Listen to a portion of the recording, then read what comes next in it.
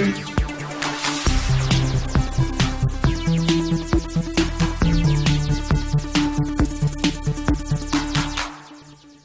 up, everyone? It's GameFace, episode 55 on Sifted Games. Still working through our equipment a little bit.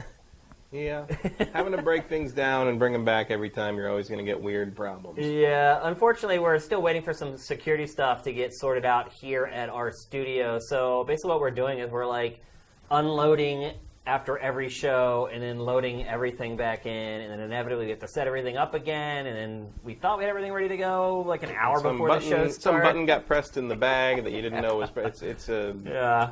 So anyway, sorry for the delay. Those of you who are waiting on the stream for us to get started, thank you very much for your patience. But we are here and ready to rock. Ready to rock your long weekend if you're in the United States. July 4th weekend, everybody gets a nice 3-day stint. Hopefully plenty of time for you guys to play some games. And hopefully in this episode, we can help you guys figure out what games to buy for your long weekend so you know where you can spend your cash intelligently. We're definitely talking about pretty much all the big games that came out this week. Surprisingly, some good games. A couple of them, yeah. Yeah. One's maybe a little disappointing. A tad, maybe. Yeah. But I don't know. We'll get into it. Yep. So if you're hoping to see us talk about all the big games of the week, you're in luck. We are definitely going to do that on the show. Not a bunch of stuff to really talk about. The industry is slow as hell right now. We finally have hit the post-E3 lull/summer doldrums. July is almost completely dead. It is. Yeah, we're going to have to work hard to put together episodes of GameFace. And maybe hopefully some drama will happen in the industry. We'll make some leavings, some firings, some hirings. We can hope, but yeah, just like curating, like the amount of content that's coming into our admin every day has decreased like significantly. Obviously since E3, but even since the period of time right before E3, everyone's taking vacations right now. Our viewership, like you can see that people are like out doing stuff, which is great. That's exactly what you should be doing in the summertime. Out enjoying yourself, enjoying the summer. This week it finally felt like summer in LA. That's the thing about living here. It's like the seasons come and go, and like you never really know. Well, this is the first summer that's felt like summer in LA for several years. I think it's been dark and gloomy and weird for several. Bless you.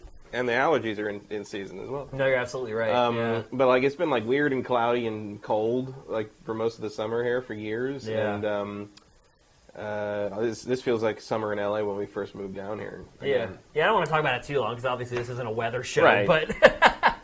But it does create a concern when you're running your PC and it's just like, wow, it's running hot. Oh, it's because it's already 110 in here. Good job, Matt. Way to tie it into games. Excellent work. Yeah. But it does finally feel like summer in LA, which gave me like a little bit of a kick in my step, and sometimes you need a little bit of that to keep you going. But only one thing to mention before we get set off: if you guys, some people may not have watched the show last week. Crews are live; they're private forums that you can join, or you can create your own. And you can invite other people to them, or people can join them. I think there's 20 crews or something like that. I know I'm a part of like 10 crews right now. One of them's like an NFL crew. We've been talking about getting together a fantasy football league. If you're into that, jump in the crew. It is open. You can just join right up and become a part of the Sifted real fantasy football league that we're going to do this year. And then achievements that we're working on. They're getting really close. One of our most dedicated users, Vin Hill, is creating the icons for our achievements. They're looking really good. If you guys didn't know, Vin is a very, very talented artist. He started working on them. I thought it was going to take him like a month, and he got like almost all of them done in like a day. So those are coming really soon. There's some really cool achievements that are going to be a part of the site. Like I said last week, some of you guys are going to get lit up like a Christmas tree whenever we launch them. You're just going to get one after another because they are retroactive based upon your activity since you've been a part of the site. So I think that's it, though. Otherwise, there ain't hell going on, people. Thank God there were some good games coming out this week to help fill out the show. I think it's going to be a good one. We'll find out. Let's get to the Big Six. All right, Lego Star Wars The Force Awakens. I have not had time to play this. I reached out to you, and I was like, Matt, I had assumed you were already playing, because you're like the biggest Star Wars fan I know. Well, I would have been if I hadn't already. I only got back into town yesterday. Gotcha. So I did play it last night and some today. It's interesting. It's weird. Like, every complaint I have... I'm just going to start by saying I'm not really a big fan of the Lego games. No? No. Like, I played the first, like, 3 or 4 of them literally, like, 8 or 9 years ago. I like Saw they them. were all kind of the same and never really went back. I like them. Platinumed several of them, or 1,000 of 1,000, several of them. Yeah. Sometimes against my better judgment. What's your favorite one so far? My favorite one? Batman? No. No? No, I didn't. Batman 2 was good, but I think my favorite is still Lego Star Wars: The Complete Saga, Really? the original. I can see that. Here's the thing, I like this game. I like Force Awakens, although I do agree with much of Film Crit Hulk's criticism of it, which Film Crit Hulk is he's on birthmoviesdeath.com, and he is the best film critic writing today, in my opinion. What's his name? Film Crit Hulk. Okay. He's a film critic who writes in the persona of the Incredible Hulk. So he writes all in caps. He's never going to work for the New York Times. No, and he refers to himself as Hulk, not I. So Right. he's like, Hulk thought this movie was da-da-da, that kind of thing. But Is he in the mind frame of what the Hulk would think No, about? other okay. than that, he is just himself. But he has to be someone in the industry. He's someone Yeah. who does work in the industry and doesn't want to be known as someone Right. who... Because he's got some real incisive commentary, and a lot of his write-up is about how J.J. Abrams is a terrible director in terms of making a movie that will last longer than like a piece of candy. Right. And that's a valid criticism. Yeah. I like Force Awakens, but it's a valid criticism. It's like it doesn't have a lot of substance to it. Have you watched it again since it made its way to like VOD? Did you buy the Blu-ray? Yeah, I have the Blu-ray. I watched it on Blu-ray. I still enjoy it. It's like, as JJ said, it's delightful. Yeah. Like every moment is delightful. But is it about anything? Not really. Not really. Like there's no there to some degree. I really liked it, but I mentioned on the show before that there's several things. It's a great disappointed adventure me about film. It. It's not a great Star Wars film in terms of something that you're going to look back on 30 years from now and be like, that movie still does something. Some people say it's the best Star Wars ever. Well, I've seen a lot of people say that. It got back to like what we loved about Star Wars and made it okay to like Star Wars again. It jettisoned the prequel ideas basically completely. Yeah. No reference to the prequels outside of a couple of flags and like a clone trooper mention. Yeah. And like it just it took all the original trilogy stuff and basically a remake of the original movie, right? Yeah. With a few it really is bigger bells and whistles and obviously better effects. Right. This time the orphan on the desert planet doesn't want to leave the desert planet. Right. It's totally different. But like that's kind of why it surprises. I mean, I guess it doesn't surprise me from a standpoint of like they want to make money. It surprised me they made this game already. Yeah. Because it feels like you probably should have waited until all 3 of them were out. Yeah. Right. Because they're trying to squeeze or stretch. Like a 2-hour movie into a 10 to whatever hour game. So here's the thing. The way they did that is they added a bunch of stuff that's not in the movie. Is it canon considered by Lucas? Anything that's put out into the media world is supposedly canon, and I think it's based on like other sources in the. It's not even the expanded universe anymore. It's just Star Wars now. Yeah. But so there's like a level where it explains like I think there's one where it explains how Han got that ship that he's on, and there's a level that explains how they rescued Admiral Akbar between Return of the Jedi and Force Awakens. There's stuff that takes place in that 30 years between Return of the Jedi and The Force Awakens. Right. And the game opens with this huge, crazy remake of the Battle of Endor from Return of the Jedi, where it's because like last time we saw that was basically the original Lego or the second Lego Star Wars, right? The first one was the prequels, and it was fine. It's cool, it's fine. But this is like. It's with the new engine. It's on the next gen system. It's with everything Lego Traveler's Tales has learned since then and incorporated into it. And like it's probably the best version of the Battle of Endor ever, since Rogue Leader. Yeah. I mean, there's all that ground stuff. So but it's like it's weird. Like there's stuff they've added. I think that came up in the Clone Wars one that has been kind of intermittently used. It seems odd to have that in this game though. Well, it's because so much of it ties back to Kylo Ren's obsession with Vader and finding Luke and all that. Like a bit of a stretch. It's a stretch for sure. But like when you're flying through the tunnels of the Death Star too, you don't really care. Yeah. So that part's fun. They've recorded new dialogue with a lot of the actors for like the scenes that they really have Harrison Ford for. Oh yeah, we're using him from the movie, but like. I think the only characters I think really had their actors come back were Finn, Rey, and Poe, and maybe Kylo Ren. I haven't heard any dialogue from him. The weird thing is like the audio. I'm not a big fan of the Lego games using movie audio in non-original stuff. Like I didn't mind it in Lego Batman 2 where it's original story, so you kind of decided to use voice acting to kind of get stuff across. Yeah. But when they're just taking audio from the movie and rerunning it, it feels weird to me. And they do that a lot, but they also do it with original voice. And like all of Daisy Ridley's new lines sound like they're recorded in a car that was moving on a phone. Really? It sounds very weird and distant and hollow. I was surprised. There's some like presentational issues on this one. Yeah. I would say. But here's the thing: it's super solid. Everything works fine. I hear there's a lot of bugs in the PC version. I'm playing on the PS4.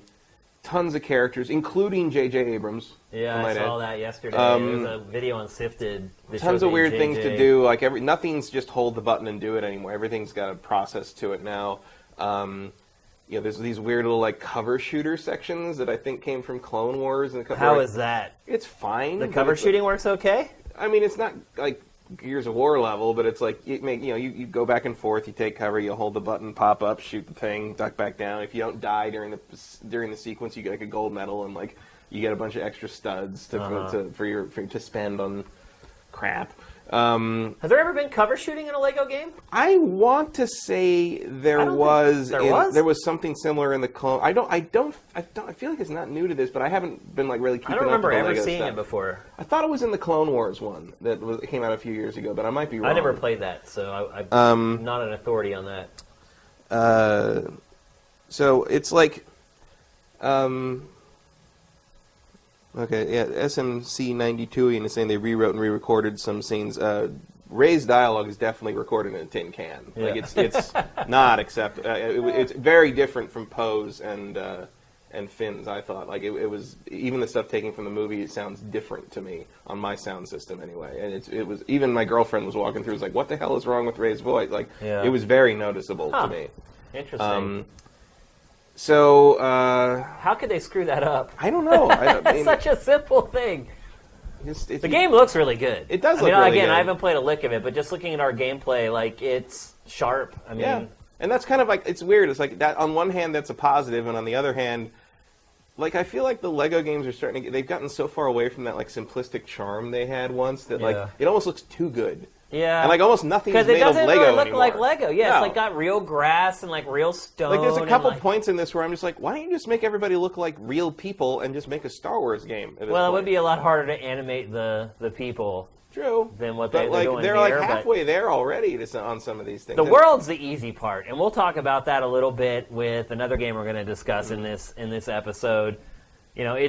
The world is easy. The atmosphere is easy. The people are always the challenge. And the more technology goes on... I'm pretty sure I know which one you're talking about. The more technology goes on, the more difficult it becomes to not have that uncanny valley effect. And, I think this game would probably look awful if they actually tried to put real humans in it. Yeah. But I understand what you're saying. It doesn't... if you can't see the character, it almost doesn't even look like... Or any bolts flying. It doesn't really look like a Lego game. There's the objects here, where you build these crumbles objects into... You can choose which one to build, and that's part of the puzzle solving. But the worlds they're in just don't look like they're made of Lego anymore. And they're not. That's weird. Real grass, but they used to.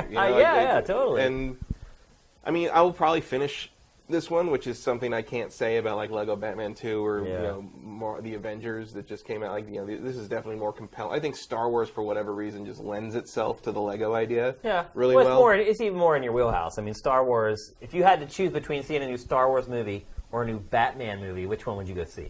Oh, that would be Star Wars. Yeah. But if you said a new Marvel Cinematic Universe movie, I might think twice. Right. But the Marvel Avengers one did not grab me earlier this year for whatever reason. Well, it was, by all accounts, and again, I didn't play that one either. I haven't played a Lego game in forever. But if you looked at reviews and listened to podcasts and things like that, people basically just said it was a cash in. And the other thing about the Avengers one, at least to me, was there were a lot of points in that game where I was like, I don't know what you want me to do. There were points where I was like, in a Lego game, and running around and I didn't destroy the right thing, or I didn't hit this thing enough times, or whatever. I noticed in Force Awakens, there's specific dialogue whenever you do something wrong or you do something that you're wandering away from the place you're supposed to be. They're like, maybe you should do the da-da-da-da, you know, Right. and so it's like you don't get stuck like that. Yeah, like, but, yeah. You know, but that wasn't part of Avengers. And Avengers, it got to the point in Avengers where like when a new level would start, I'm just like, what stupid thing do I have to figure out how to get past now? You know, like it just made me annoyed. Yeah. But like Force Awakens has not done that at all. Force Awakens, it's like enjoyable to go to a new area every time. And like other Lego games, I'm assuming this is 100% linear. You just take one mission after another. Or if not, then I don't. I mean, you gather the gold bricks, which are like the big collectible, and then like you can find the bonus levels that sort of tell the between trilogy stories. Like you'll find like the characters standing around, like C-3PO's at the Resistance base, and he's like, "Give me 10 gold bricks, and I'll tell you the story of how we rescued Admiral Akbar." Or like the guy that Max von Sydow played, the old guy at the beginning of the movie that you never learned anything about before they blew up his village. Like he has a level you can go in after you finish that level and go. He'll like tell you about like whatever he did to like figure out to get the thing that tells you where Luke is that he gives to Poe. Yeah.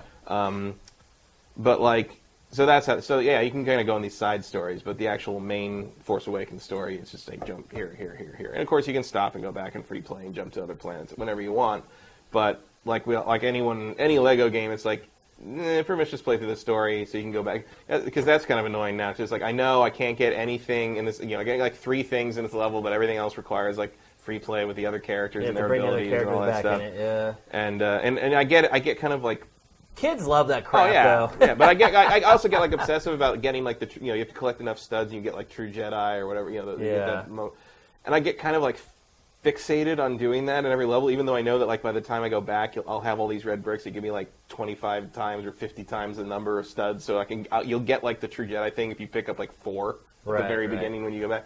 But I still just like that little thing in my little dopamine processor in my brain is just like get it now. Either you got it or you don't. So I'm enjoying it. Like. And the vehicle stuff is a lot of fun, and there's it's the culmination, like I said, of everything they've kind of all their new ideas they've come up with in all the other games over the years that I didn't really want to play, and now they've sort of put them in this game I do want to play. So it's kind of if you haven't played a Lego game since like say Lord of the Rings, like you're probably in for a treat because there's a lot of new ideas in this one to you, but they've kind of come from all these other interim games. It's a culmination of the last few games. And I mean, you can't say that. I mean, it's funny because it's like, I get why people are tired of them. This kind of, they repeat the same thing over and over again. But at the same time, most of the reviews I read, they were like, you know what, this formula is wearing thin. It's threadbare. I see that. I get that. It's like like any of these games, it's like you gotta be a fan of the property they're doing. And if you're not going to get anything out of it. The Lego Hobbit game did nothing for me. Lego Pirates of the Caribbean didn't care. Lord of the Rings, forced myself through it to some degree. I think that was the last one I played, actually. I played that one to like full 1,000 of 1,000. Was that 5 years ago? 6 years ago? At least. Yeah. That's the last one I played. That was more than that, I think. That came out like when I was still on X-Play. So I think that was like 2011, maybe. It's been a while. It was some time ago. Yeah. It was before The Hobbit.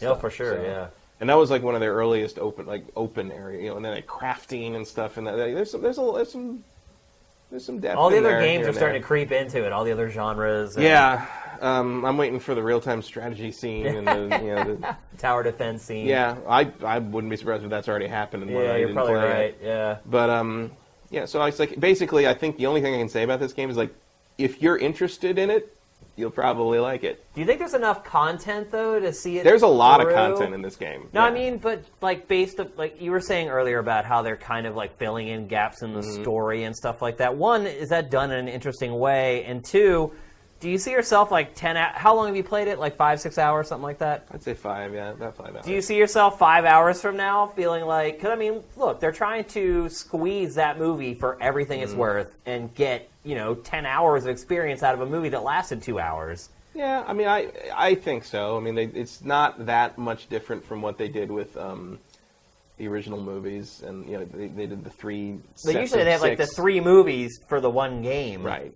But it's like they're really sort of making these into it's like, they made a whole like open world area out of escorting Poe to the prison ship, which happens off screen in the film. Right. So, but it's still like there's stuff to do, there's things to find, there's it's still something, and So they are padding it out, but it doesn't feel too bad. And because they were able to record some new dialogue with the actors, like there's you some value get a there little for more. fans Yeah, you get a little more character interaction.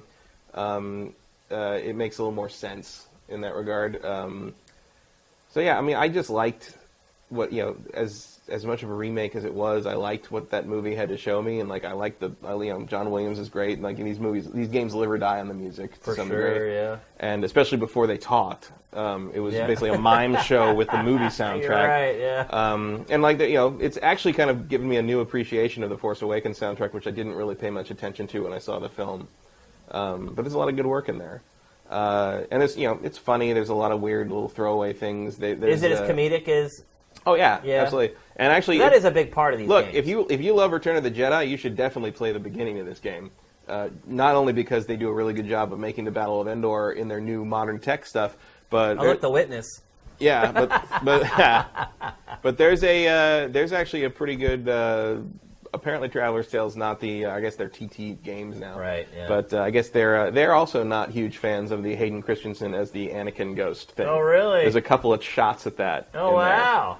And Lucas let him through. Lucas can't say anything about it. Yeah. No, I don't mean like George. You mean Lucas. Lucasfilm? Yeah. I think Lucasfilm is aware of the reality of the situation. Yeah. So you paid full price for this. You bought it. I did. Are you happy with your purchase? I paid like Amazon Prime, right. 20% off or whatever price. Yeah. I'm happy with it. I mean, who would you recommend this for at full price?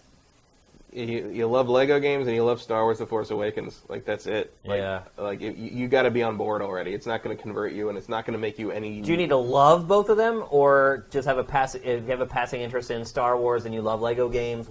Is it worth it?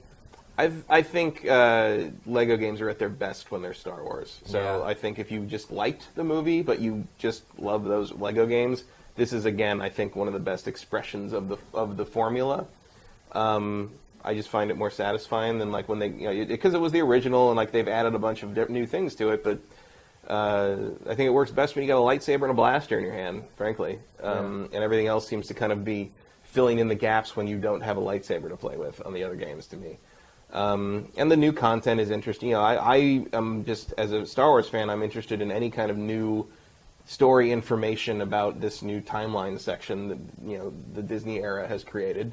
And so I like those little bonus levels and stuff. I can see myself getting at least enough gold bricks to unlock all those bonus levels because I'm interested to see what those are. Gotcha. And some of it's funny and like it's got the Lego charm. It's just I've played so many of these that at this point I'm sort of like, well, like do you do it? It's never recaptured. You're chasing that dragon when you first played the Lego Star Wars games, and you're like, this is such a good idea, and like it's never going to be that again. Yeah, they still sell really freaking well, man. I'm surprised how long they've held up. I think it's because they're so reliable. I think that's one. I think parents know that they can trust the games. Not just to be safe for their kids to play, but they know the kids are going to frickin' love them. Right. Because kids, they don't get tired of repetitive gameplay. Like, they'll sit there and mash a button for days on end, like doing the same thing over and over. I told you, I gave my old gaming laptop to my niece for her birthday when I was up north this week, and the game she wanted was Spore. Yeah. You've never seen someone so excited. You've never seen someone so excited to get Spore in their life. I'm surprised that a kid that young even knew Spore existed. She's into retro games. Oh. And by retro games, for a kid, that's Spore. It's something that came out in 2008. That's hilarious. But she played that game for like 10 hours. Wow. The day she got it, and she loves it. And so I was like, well, somebody liked it. Yeah. You should give her Black and White next and see if she likes that. That's not a bad idea. And then follow that up with like Daikatana. Just give her all these terrible games and see if she likes She'll be like my test guinea pig for like, let's see what people think if they don't know there was hype behind these games. So, do you think you'll find yourself playing another Lego game if it's not a Lego Star Wars game? Honestly, depends what it is. Like I will probably try any Batman one they want to throw at me because I think those have gotten better and better. Yeah. I wonder what else. I mean, maybe I wouldn't play like a Batman versus Lego Superman Deadpool.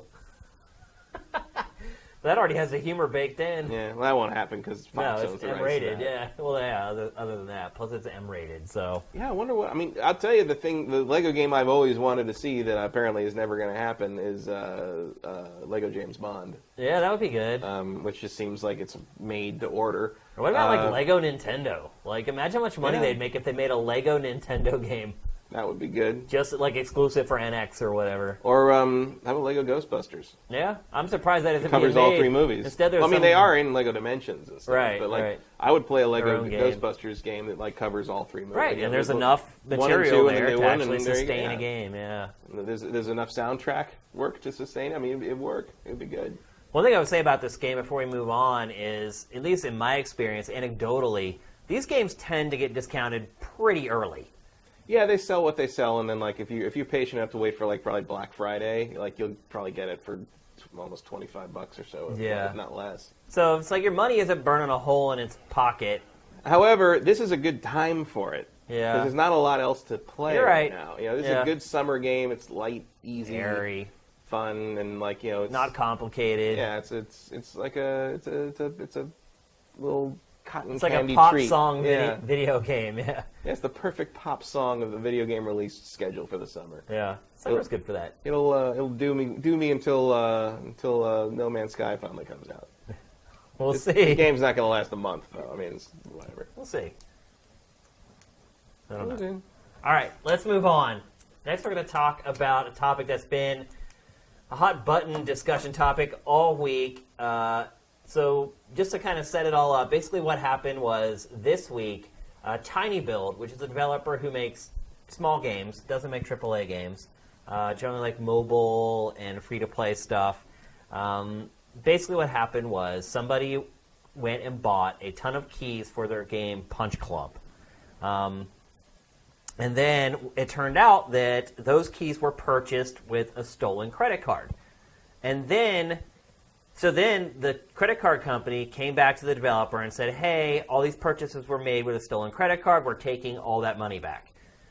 Well, the problem was the keys were actually awarded to this crook. The crook then goes to G2A, according to Tiny Build anyway, then goes to G2A and starts selling all of these keys to the G2A audience. And so Tiny Build discovers what's going on, contacts G2A, says, hey, we lost $450,000 worth of product with a stolen credit card that you're now selling the stolen products on your website. You owe us money for anything that you sold, blah, blah, blah. And it has just turned into this crap storm. Yesterday, G2A responded and said, well, if you can prove to us the keys, and you give us the key digits, the digits that make up the keys, and tell us which ones were stolen, then we'll look through our catalog and see if we actually sold them, and if so, then we'll work something out financially. Tiny Build came back to them and said, well, we don't want to put these keys out there because then we're afraid that you'll just put them into your system and start selling them. So it's turned into this huge... That seems counterproductive. I guess. How else is G2A supposed to figure out what happened? Well, I don't know. That's why this is an interesting thing to discuss. Because key resellers are a relatively recent phenomena. Mm-hmm. It's not something that's been around as long as we've been playing games. In fact, it really just started picking up right around when Sifted launched. Really in the last 2-3 years, Green Man Gaming, G2A, sites like this have kind of popped up. And look, Tiny Build isn't the first publisher to have an issue with G2A. Last year, Riot in League of Legends went after them because they were selling accounts, League of Legends accounts. They were also affiliated with another website that was allowing basically people to take over someone's account and play for them for a while to boost their stats up so they could get to the next level in the LCS. And they got busted for that. And they capitulated on that one and said, yeah, we were doing it, our mistake, blah, blah, blah. This one, they're pushing back a little bit. Matt, what do you think the solution is for key resellers? And do you think, is there a solution? Is this just something that probably shouldn't exist at all? Well, I think, I don't know about and look, should I exist. realize a lot of you guys right now want to stab me in the eyeball because you're like, I've bought a lot of games off G2A or Green Man Gaming and I got all these great games for $2 or whatever. I understand from the consumer side, these sites are a godsend, but the fact of the matter is, just like in eBay or Amazon, where you can sell your stuff, like, you're going to have a certain level of criminals who are sort of preying on these services. Do you think that there's any way to make something like this work? Because it's different with video game keys. Because with products, there's something physical there. And with video game keys, it's literally just a set of digits in order that unlocks something that could be worth a lot of money. I mean, I was looking through G2A today, and you're seeing some of the footage on the screen right now. But, like, they sell skins for, like, Counter-Strike Go weapons that cost, like, $30, $40. Like, not all the purchases are $1.60. Like, what a lot of times you can buy games for $1 or $2 off of these services. I mean, there you can see some of the prices on some of those weapon skins. It's insane, dude, that people pay that much money for a skin for their weapon. It really just blows my mind that they do that. But I'm not going to hate. Like, everyone's different. Everyone has things that they prioritize. And maybe if I was a hardcore CSGO player, I might want it to set myself apart or whatever.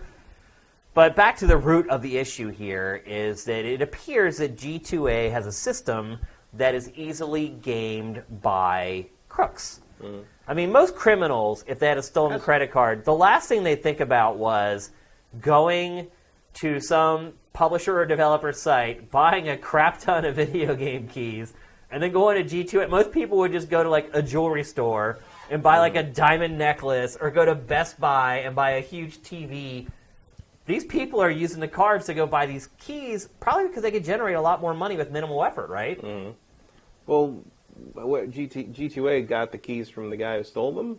That's what, I mean, well, G2A is kind of like eBay. Like, as a user, you sign up, and I don't know if they vet people. I probably should have researched this a little better. I don't know if they vet people like eBay does. And it seems to me the solution here is to charge back if they are. Well, that's the thing, is like if TinyBuild won't give them keys to match up against their stock and figure out if what they have is indeed the stolen batch of codes, how are they supposed to know what they're selling? Well, I mean, granted, G2A there is anecdotal evidence. It's like, look, if TinyBuild lost all these keys on Monday, and then you look at your system on Tuesday, and suddenly there's this merchant who has put 800 codes up for that game, it's pretty obvious what's happened. Right, but it's, you can't just, like, tell them, like, you totally did it. Like, there's got to be some communication happening. And then G2A, that's why I'm asking. G2A should go after the guy who sold them to him.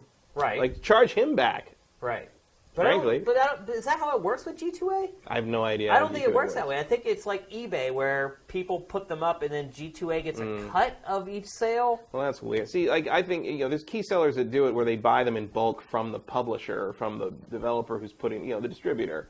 And, like, because the distributor can give them a good price because they're buying so many at once, and the publisher doesn't care. Like, we'll give you a good, wholesale price or whatever, basically. And they don't have to pay for shipping and stocking and retail space and all that. So, like, if you sell them maybe a few dollars more than what you paid for them, you still make a pretty good profit once you sell like 500 of them, right? Right. So that's why we get the good deals on those things. So I think if you're buying, if the seller is buying those directly from the people who make them, like, that seems like the solution to me. If that's the only way they get their keys. Right. Because the other thing that they've talked about is setting a floor. Maybe don't sell your keys to random dudes who, like, just, like, want to give you a credit card over PayPal or something. Like, I don't know the details of how that happened, but it's just like, it's the old it's too good to be true, it probably is adage. See, I think the big problem here, too, is that... What was this guy doing buying that many keys in the first place? Like, he was that would raise... Well, yeah, but it would raise some red flags for me if I was... That's what I said at first, is that TinyBuild should have been like, was there one transaction for, like, 100 copies of our game in one who wants 100 copies of the same game? What's going on?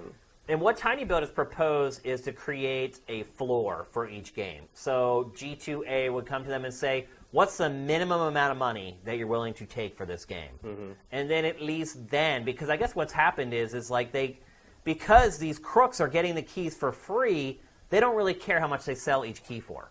They're like, anything is 100% profit because we didn't pay squat for these. So they're selling it for like $1, and the game on Steam is going for $6.99 or $7.99, and so people who are on Steam, like maybe thinking about buying it, are all going to G2A to buy it. And so, them saying we lost $450,000 on this deal, that's a little dicey as well. Because a lot of those people wouldn't have spent that money probably. Right. But at the same time, like that's not an argument that gets you out of something if you're selling like hot TVs at the back of the truck. Oh, for sure, I mean, yeah. It's because this is a legal gray area that like no one's really had to deal with yet. But if this was actually physical stolen goods, like there wouldn't be a question about that. And like you'd have to know. And I'm sure because look, I'm sure people who are buying these keys for like $1 or whatever they were are kind of like, oh, this is probably not on the up and up, but screw it. Whereas if you knowingly purchase stolen property in a physical sense, you are liable for that. I think the way the laws work in the U.S., receiving stolen goods, like I don't think you even have to know that it's stolen, do you? You have to prove you didn't know, which is very hard to prove. And there's a lot of kind of like in the law, there's a lot of look, if some dude's selling you a $25 65-inch plasma, something's up, exactly, right? Come on, and so that which kind is of the same deal here. If these people are going to see it on Steam for $8 and they go to G2A and they're like, it's 99 cents. I mean, like I bought Doom off of some British key seller thing that was like $40 instead of 60, which is like that's a reasonable discount. I mean, I didn't think there was anything untoward about that. Yeah. But if it was like 10, I'd be like, okay. Like there's something's up here, and I would just be worried that the key I got didn't work, right? Right. So like, I mean, I've used those services for a lot of things. I used it to get a couple things this weekend because the pound exchange rate was so favorable. Oh, yeah. Sorry. I know you ruined your economy, but I got Technomancer real cheap. Less money Brexited your wallet over that one. Oh, it's okay. We'll get ours in November. Yeah, we sure will. I hope not. But so yeah, I mean, I think they're a great service in the sense that I like to save money on PC games. I think everybody does. It's one of the advantages of using the platform. But yeah, what happened here was real shady, and there probably should be some at least common sense stopgap measures put in place to help prevent it. Well, G2A, in my opinion, should have to be, in any key reseller, in my opinion, should have to be completely transparent with how they got the keys. Yeah. Like, it should say, if you're buying the key, it should say right underneath it how they got the key. I'd like to know that just as a customer, just so I know that the key you're going to send me is going to work. One. Two, I want to know that some of that money's going to the developer, the people who made it. Like, and in this case, it looks like none of it was going. Right. And the other part of it, too, is that they even said this, is that because those were all considered chargebacks, TinyBuild lost its ability to charge anybody because its credit card processor shut it down because of all the chargebacks that came back. Like, that's a big part of working with a credit card merchant is how many chargebacks do you have? Well, they got hammered with like a ton of them. Like one chargeback can wipe out 3 sales total because of the money you have to pay. Oh yeah, because you lose money too. So they charge you for the chargeback, like a service fee. And with a lot of processors, it's anywhere from $15 to $20 per chargeback. And we're talking about what, like a $6 game? Yeah. Yeah. Well, I think they sold it for like $1 or whatever on but like G2A. the games that the developer's selling legitimately, it's like $6 or $7 bucks. Yeah, it's like under $10. It's a cheap So game. one chargeback wipes out about 3 to 4 legit purchases. Legitimate sales, yeah. And that's a company destroyer. It could just literally put them out of business. And that's why this is a serious discussion, a serious topic to discuss. It's like, I just can't see how these key resellers can find a system that will work 100% unless they stop taking keys from private people. Like, they need to vet where that doesn't make any sense to me that you would. I mean, it makes sense in the sense that they can probably take advantage of situations like this and not get called on it. But it seems like a really shady way to go about it. Well, it's like if you're a restaurant and you buy eggs from a distributor or a supplier or a chicken farm or whatever, and then someday some dude walks up and knocks on the back alley knocks door. on the back door, and he has this big old bag of eggs slung over his shoulder, and he's like, "Need some eggs?" Common sense tells you there's something weird going on there, and it's like somewhere out there, there's some chickens that didn't get paid. Right, exactly. And G2A or a farmer that didn't get paid. Because he went in his coop and stole all his damn eggs. That's what's kind of happening here with G2A. It needs to put something in place, not just for the sake of the consumers, but for the sake of the people who put the blood, sweat, and tears into the games that are getting ripped off with this whole scam. So, I don't know. I've honestly never bought anything off of any key reseller site. It's not because I haven't wanted to or whatever. Like, it just hasn't worked out that I have. Even though, we curate deals for these things. Like, and look, we're guilty of it. I shouldn't hark too much because we do curate stories for deals for G2A and Green Man Gaming all the time. I've never used G2A. I've used Green Man Gaming, and I've used a lot this one British one whose name I can't remember now. I'm sure someone in the chat will remind you. It's I'm not unless they're looking at my credit card bill. I don't know. I've never heard of this place, but it's like they tend to have some really really nice deals. I think I got it through Sifted at some point, but it's like I don't know. Maybe it's like British Power Station or something like that. I don't know. But I think it's a cool thing. I'm sure I'll take $10-15 off Doom, especially because I also like the 20% discount you can get on Amazon Prime for new games, but that does not apply to codes. It's only physical objects. Alston is in the chat saying that the owner of his business blacklists credit cards that charge back. They all charge back, though. I mean, I know this personally because we obviously had to set up credit card payments for Sifted. And, a big part of it, of when you try to price out all these different credit card processors is, how much are you going to charge me for a chargeback? I think he means specific credit cards that do that. Like the actual card? Like Joe Blow. Like, this guy is notorious for doing chargebacks? Yeah. I don't know how you get that information, though. Well, you don't know which credit card does a chargeback on you? Yeah, but you wouldn't know if they had a history of charging things back prior. Before you accepted the card. There's no way to know Well, you that. would if they keep charging you back. Oh, well, yeah. I mean, if somebody charges us back on Sifted, we just ban them right away. Because we have a... Yeah, he's saying his owners will actually blacklist specific cards that people keep charging. Oh, yeah. I mean, for sure. Yeah. I mean, if somebody charges us back on a card, we just ban them and ban the card immediately because we have a refund once policy. is enough, in my opinion. Oh, yeah. I mean, if somebody charges back on us, last year that was half of their premium subscription cost. And, we offer a refund policy. We'll give you prorated refunds whenever. So if people try to pull that crap on us, we're just like later. And then we ban their IP address and everything else, too. So, but, and I don't know if there's an easy solution to this. I just think probably the key to it is just being more transparent on the part of the key reseller. And I think that would solve, and not just with the consumer, but with the developers and the publishers. So everybody knows where they're getting their keys. There's no monkey business going on. Everyone can track the keys that way as well. But a lot of times these businesses get greedy and they try to find what's the cheapest way. It's like that guy at the back door with the eggs. Yeah. It's like, I'll sell you an egg for 10 cents. Distributor's going to charge you 50 cents. And so some storekeepers would be like, I'll take the eggs. I like to know where my eggs come from. Some of these key resellers are like, I'll take the eggs. And I think that's going to have to change. Otherwise, you're going to end up getting lawsuits. Yeah, and we're going to lose this outlet for the service better for deals. A way to buy it. It sucks for everybody. Yeah. Especially for G2A because they've been making money off stuff they should be making money on. Yeah, well, maybe they'll have to tighten the belt a little bit and start doing things a little more transparently and a little more on the up and up because you're screwing up developers and I wouldn't want to support you. I've seen a lot of people giving Tiny Build crap over this. And just saying, like what you were saying, you're going to ruin it for everybody.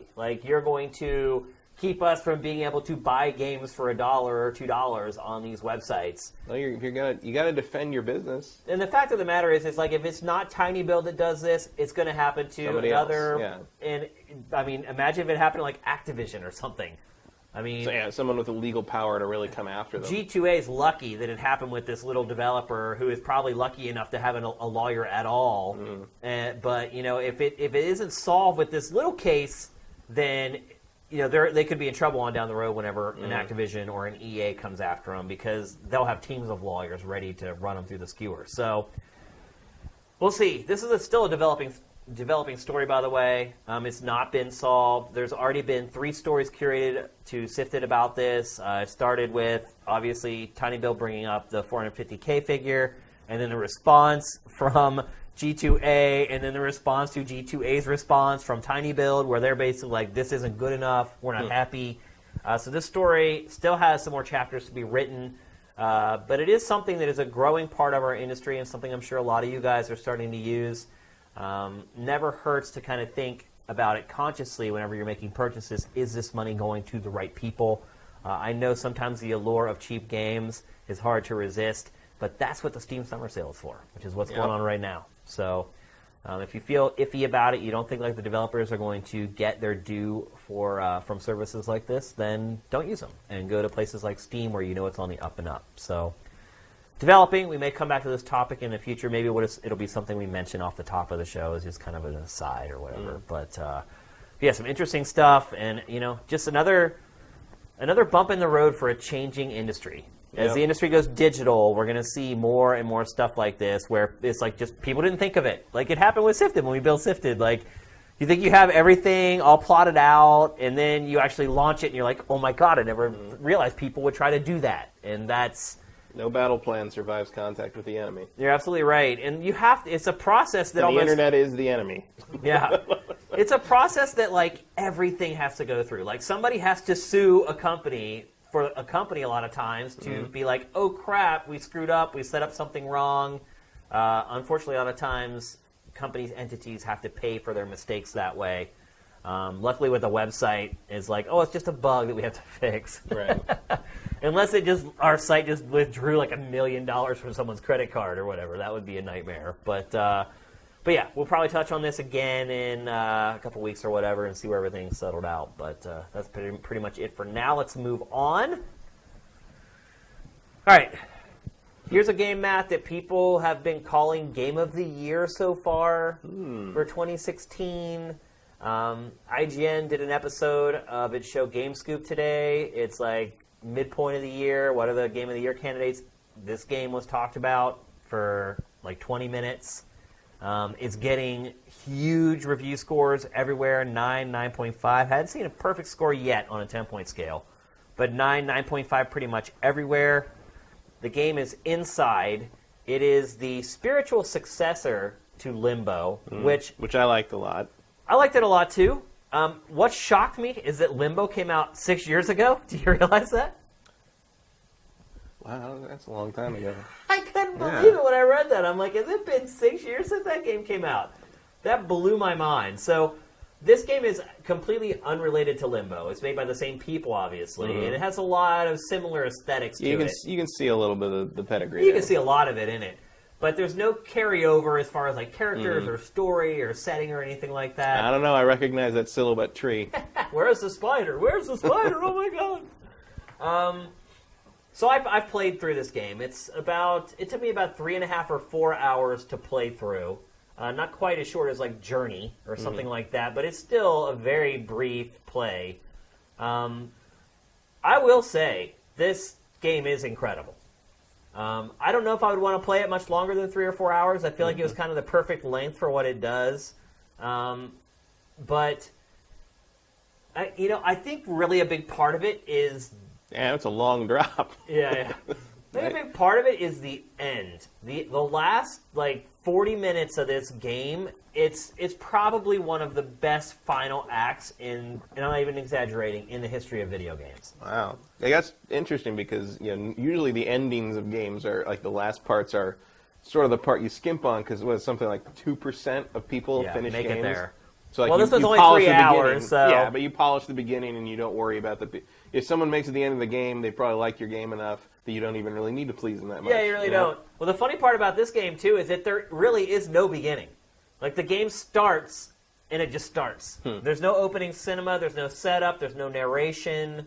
It just happens. Limbo was like that, It was, yeah. It just started off like that, too. And then you kind of discover everything about the world and the environment as it goes.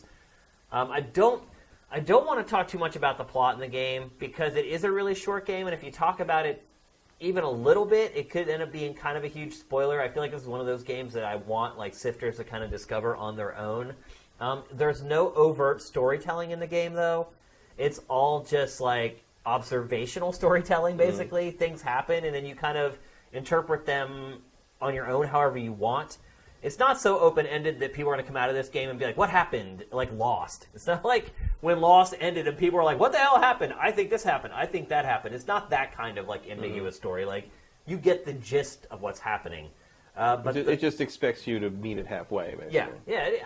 It doesn't expect a ton out of you. It's not like you're connecting these weird... But it assumes you're paying attention. Right, yeah. Which is fair. It is fair. Yeah, and I mean, games like this, it's only 3 hours long. Like, if it were a little bit longer, I'd probably expect a little more exposition. But the way this game works, it makes perfect sense, and it works amazingly well. The game itself is a puzzle platformer, just like Limbo. Lots and lots and lots of box-pushing puzzles. Lots of them. Lots of physics-based puzzles where you're using weight and like the weight of the boy and the weight of boxes to solve puzzles. There's no jumping really per se. Like, I really hesitate to even call this like a platformer. I mean, it really is just a puzzle game, and then the platforming, quote unquote, is just a means to get to the next puzzle for the most part. But yeah, so here's how it starts, and it puts you on edge right away because you're walking through the woods, and this vehicle like follows you like through the woods. So this is like the first hint of like there's something wrong. Like, why are these people following me? And that's one thing I would say about this game in general is that it engenders an intense feeling of paranoia. If you're a paranoid person, you may not be able to sleep after finishing this game. I'm not even exaggerating. Like, if you're paranoid, this game is going to get under your skin and drive you absolutely bonkers because I think paranoid people also have a problem with it not having enough information. I think that's like the arch enemy of the paranoid person is the lack of information. And this game doesn't really give you any. You just kind of literally like stumble through it. Like, I didn't even know why I was running from like these people. I'm like, wait a minute. You sort of assumed it would be bad. Yeah, it's like, why am I running away? And it's like, just because you're paranoid doesn't mean they're not after you. Exactly.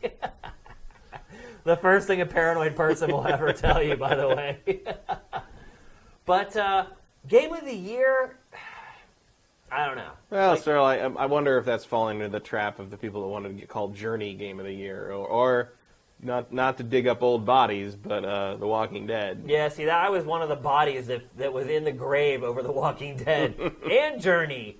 Like, I loved both those games, but just for me personally, but as the best gaming experience of the year, maybe that's just not what that's not the same thing I'm looking for. Well, I remember I was at the VGAs the year that The Walking Dead won, and I had already got on record saying that I knew it was a nominee, and I hoped that it wouldn't win, that I really enjoyed it for what it was, but I almost felt like it wasn't really much of a video game, that it was more of like an interactive like book or whatever. And then my contention with Journey was that it lasted like an hour and a half, and if you can't make like an awesome hour and a half experience, you're probably a really shitty video game developer. And so for me personally, I put more stock into developers who could create an experience that was really enjoyable over a long period of time. And like, I got a lot of heat for that. Like, in fact, so much heat that like at the after party for the VGAs, the editor-in-chief at the time of IGN, I'm not going to name any names, but he came up to me and like went after me over it. And like, we had invited him, like, we were doing the VGAs, obviously. I worked for Spike, and we had invited him like on our post show to be like a commentator and everything. And like, he shot like a segment, and he came off camera and like laid into me over it, and like said like, "Oh, I think you're crazy for thinking that way, and I've known you for a long time, and I can't believe you think that way." And I was like, "Bro, like, I don't hate on you for you thinking it should be Game of the Year. I just expressed my opinion." And like, he went after me, and then, I was like, well, look, I don't want to have like a rift between us or anything over this. It's just a video game. Like, I have one opinion on it, and you have another, and like, I felt like we kind of buried the hatchet. And then, he goes back to IGN the next day and writes an editorial about me. It wasn't even like, he wasn't even like trying to mask like what he's like. So I talked to the editor-in-chief of Game Trailers last night, Shane Satterfield, about The Walking Dead winning it in Journey, and I was like, wow, like, it shocked me. So, look, people get really edgy over this kind of stuff. Part of it, I think part of that comes from just, like, one of the hallmarks of these games that we're, the type of game we're talking about that you and I might feel like is great, but it doesn't, like, let's say this, I know it's not coming out this year, but let's say I love Inside. Let's say I love Inside, but then I also love Horizon Zero Dawn. Yeah. I'm going to be inclined to give, this 30-hour world, like, open, action RPG thing that like really puts me somewhere for a long time, for a journey of a larger scale. Yeah. Like, I'm going to probably be it's something I'm playing and actively controlling and involved in, I'm probably going to be, as a gamer, more inclined to like favor that as like my best experience of the year. Whereas like maybe the best story I was told was like The Walking Dead. Right. But like that's not really what I'm here for. But I think what happens is like these shorter but like really intense and well crafted narrative games can stir up the emotions a lot, and I think people get very attached to these things. That's exactly right. Because adding on to this, I think you saw some of that with Life is Strange last year as well. Yep, you're right. And Her Story, which I understand. I totally understand. I played Life is Strange and Her Story, and they're both great. And I have every once in a while I pass Her Story. I 100%ed Her Story. Every once in a while I pass it on my Steam list. I'm just like, that was good. Like, it's just like those fond memories. Yeah. Well, to add fuel to the fire, then we ended up doing our own Game of the Year awards like a month later, and like a lot of the editorial staff wanted to give Game of the Year to Journey, and they already knew my stance on this, so I felt like a little bit like they were, I don't know, going after me a little bit, I guess is a good way to put it, because they knew where I stood on these games, and they knew that it was going to be, if that's really what they wanted to be Game of the Year, they were going to have to throw down. Have to go through you. Pretty much, yeah. And like, I've had that meeting, and it's not easy. Yeah, and so we ended up getting in like a huge argument in our Game of the Year, and like people was like, "Well, IGN's editor-in-chief agrees with us," and I'm like, "Who gives a shit?" Like, and here he is. Yeah. Now, fight to the death. Yeah, and it ended up being like the team was like split down the middle, and I became like the turn vote basically, and so Journey didn't win. But I honestly, in What good did conscience, win? I can't remember what it was, to be honest with you. I don't even remember what the game was. What year was that? Was it 2011? 2011? Was it? Journey? I thought it was like you were talking about Walking Dead. 2009. No, it was Journey. Journey. God, I don't remember when that was. I thought that was the same year as Walking Dead. I don't remember. I think it was. Anyway. I thought Walking Dead was 2011. But anyway, so it turned into this huge thing, and it's like I feel like making a really awesome hour-and-a-half game is nowhere near as challenging as making a really awesome 30-hour game. Like, that's kind of my stance on it. And so I feel like I want to reward the team that has put the most work into the product. I don't know. It's a slippery slope. There's no right answer, right? It's a lot of it about your perspective. Yeah, it depends what you value. It depends what you prefer. And, there's no real right answer. Yeah. I don't think, but to me, it's like looking back over the year of like the best meals I had, and it's like, I'm probably gonna pick that 3-course, 4-course steak dinner that was perfectly cooked, and we all night we had this great meal that lasted for like the whole time, and maybe one of the other great meals I had was a really good cookie. Right.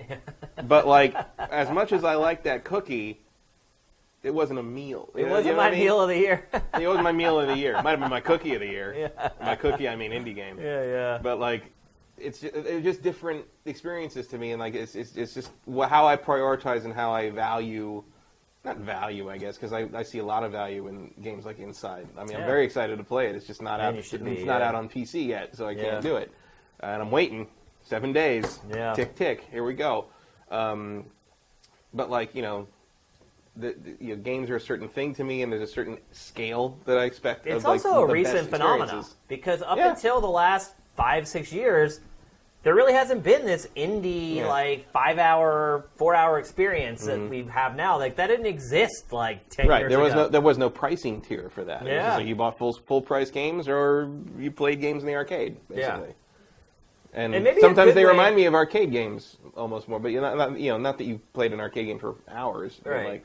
But that's actually a pretty good analogy. I mean, when you really had to speak with your dollar was an arcade. Yeah. Where it's like, I go to the arcade, I had $2 that my mom gave me. That's 8 games. And it's like, how am I going to spend these 8 quarters? Like, I'm going to spend it on the games that are the best ones. I mean, there was another element, too, is like, how good are you and how long will you last playing a particular game? Is your grandfather aware of what you're doing? Right, yeah. Exactly. That ties into it as well. But it is kind of interesting, this sort of paradigm shift. And when you go to do things like give out awards, how it can become dicey, and certain people have priorities and preferences. Especially the DICE Awards. Yeah, for real. Yeah, I mean, because you think about DICE. What'd you say? That was a pun on dicey. Oh. I mean, that one just went whoosh right over my head. I said it too slow. I should have jumped on it. But I think that the food analogy is probably a pretty good one. It's like I said, there's no right answer. No, it's a lot. It's going to come down to opinion and impressions. Everybody's got the thing they think is they find to be the most rewarding element of this hobby. Well, I think you also have to kind of define what your game of the year is. You know, is it like the best memories that I have of playing a game? Well, it's like my game of the show for E3 is just was Star Trek, which is it the best made game on the show floor? Probably not. Yeah. But was it like the best experience I had all week playing a game? Yeah. Yeah, it was. And so that was what I valued the most. And again, is that going to be my game of the year? Probably not. Yeah. Even if I do have as much of a good time playing it, when it comes out as I did at E3, but well, at E3 it's a bubble, right? E3 you is only a bubble, have an hour to play it. And also, the other thing about it is like games don't always demo too well. Games don't always, and I've been through so many E3 demos that like sometimes it's like if something gives you something like, wow, I've never done anything like that before at an E3. Like that's a special big deal. thing. After you've gone to like 20 of them, it's a big deal. So, it depends on the situation, depends on the timing, and I can totally see, even though I was not, I wouldn't have put The Walking Dead like in my top 3 necessarily that year, but I can totally see why someone would have. Yeah. And if you're a fan of story-driven games and character development and that sort of thing, if you really only like those parts of a game, that should be your game of the year. But me personally, I'm a gameplay first guy. So that just put me at odds immediately with, and I love adventure games. I've grown up playing adventure games, and it's not like I don't like the genre, but I prefer gameplay over everything else because to me, and I've said it before, that's what separates video games from movies, like interacting with the game. And so that's what draws me to video games, is that I'm in control. And so to me, like, The Walking Dead was behind the 8 ball right from the get-go. You're not in control so much as deciding which horrible thing happens. Right. One after the other. Pretty much, yeah. And I love The Walking Dead. Yeah. I love the TV show. I love that spin-off by Telltale. Season 3 coming up soon. Really excited about that. But when it came to the Batman. Yeah, exactly. And when it came to the game of the year, though, I was just I can't do it. Like, I cannot. It's like, I guess the way I kind of looked at it was like if I'm standing in front of all the developers of the games that I am like thinking about awarding Game of the Year to, like which one would I have the biggest problem rationalizing my pick to? And for me, like a game like The Walking Dead, it's like it would be easy for me to tell them why they would be my Game of the Year. So like you're half a game. You have a great story, but that's pretty much all there is. And here's this other game over here that has amazing visuals, great interactivity, longevity that I can play for 60 hours, and the story is still pretty darn good. So people in the chat have looked up that article you mentioned, and they're like, this dude's calling Shane out. Like, oh, really? Yeah. How did you even find it? That's crazy. I don't know. The stand user has it. Yep. So I'm sure he's probably put the person's name in the chat now at this point, too. I'm not going to share it, but... So anyway, Inside. Yeah. So, but that's pertinent to Inside, what we've been discussing. It will certainly be in 6 months. Because it's going to happen in 6 months. Like, you're going to see some publications giving this Game of the Year, and you're going to watch our Game of the Year awards and wonder... And we're probably not going to do that. Well, no, I mean, the one thing I would say about this game is it isn't just a story. Right. There is a lot more to this game than just a story. Like, in fact, there hardly is any story in this game. Like...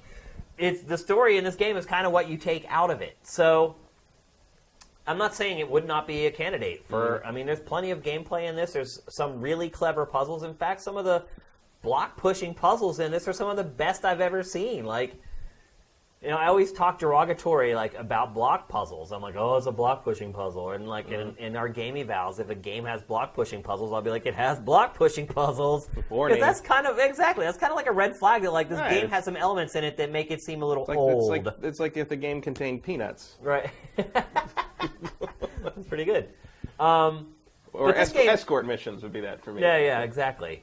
But this game has like a lot more than a game like The Walking Dead did, or even Journey for that matter. Like it actually has like interactivity to it that actually matters. It's not just an experience that you're kind of living through. It's something that you're actually interacting with and having input on the outcome, I guess is the best way to put it, in a meaningful way. Deciding in a dialogue tree one thing from another, to me, doesn't feel all that meaningful in the context of playing a video game. So I loved Inside. It's a great game. Our game eval is maybe going up tonight, possibly tomorrow. I actually am not writing the game eval. One of our freelancers is handling it because I didn't think I was going to have enough time to play it, and I ended up squeezing it in yesterday when I had a little time, when I needed a break from a game we're going to talk about here in a little bit. If you're into these types of games, if you like Journey, if you like Limbo, just buy it. Like, period. Like, you're gonna love it because it's better than Limbo. Limbo's a great game, and it's better than Limbo in every way.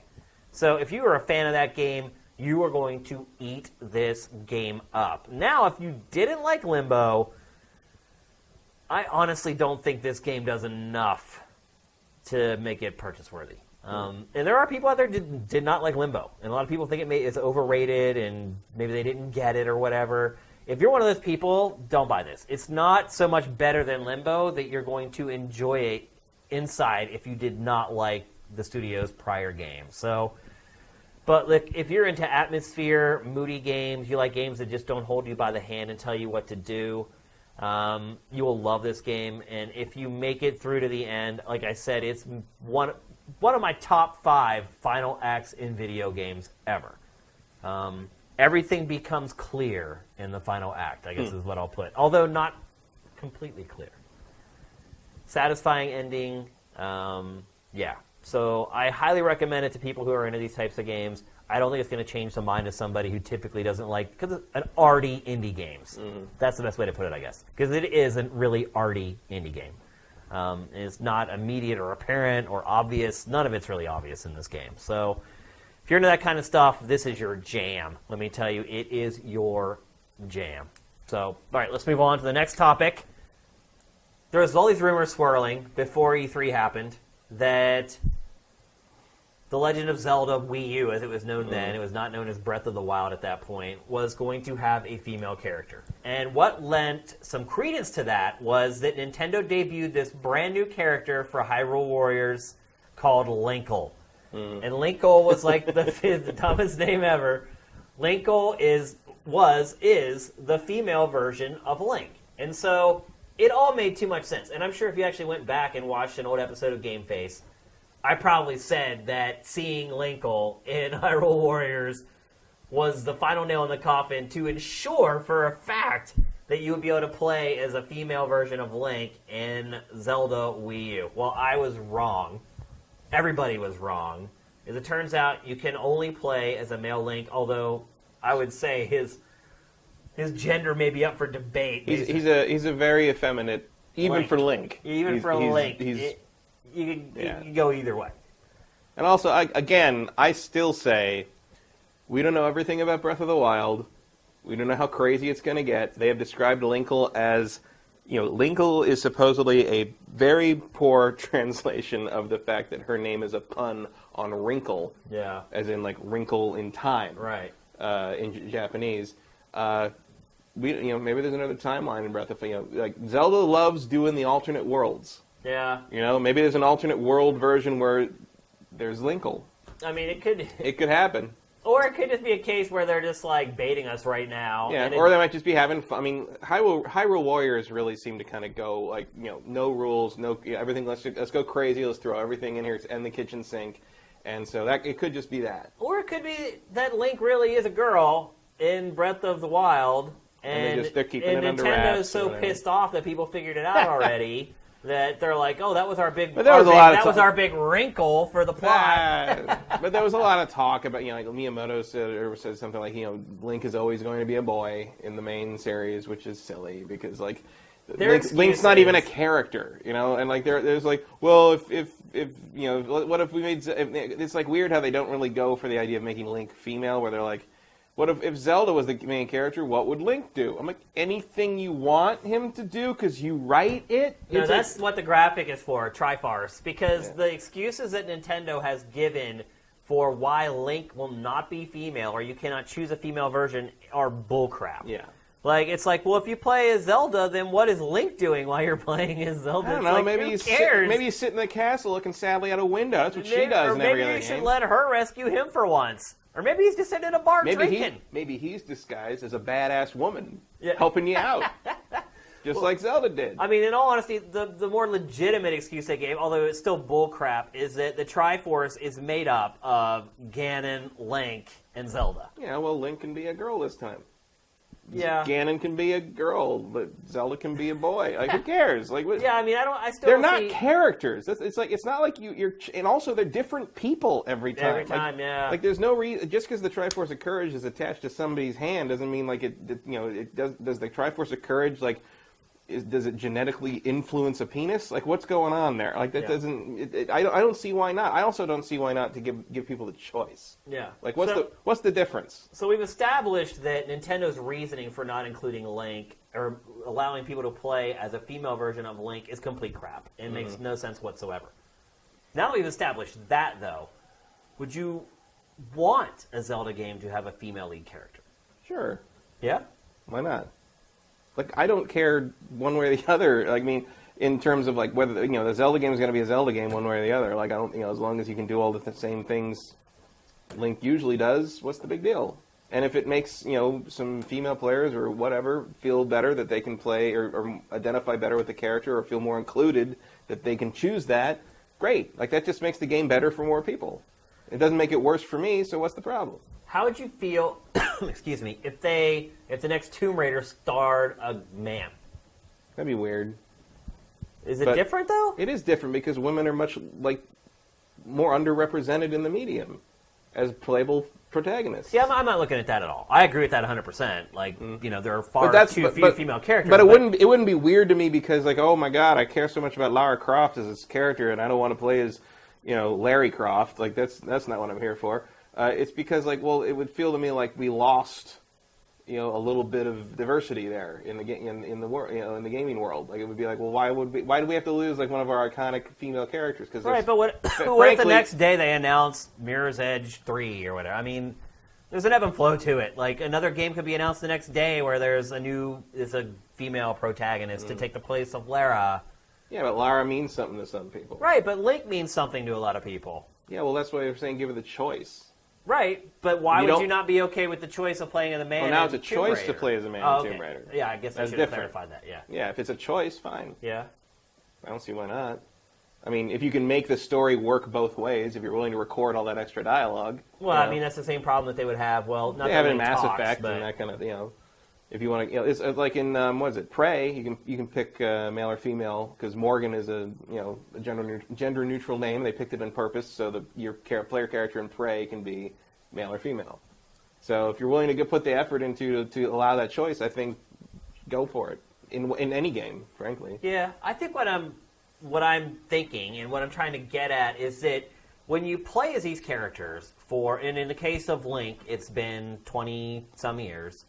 You do build kind of a relationship and an attachment to this character.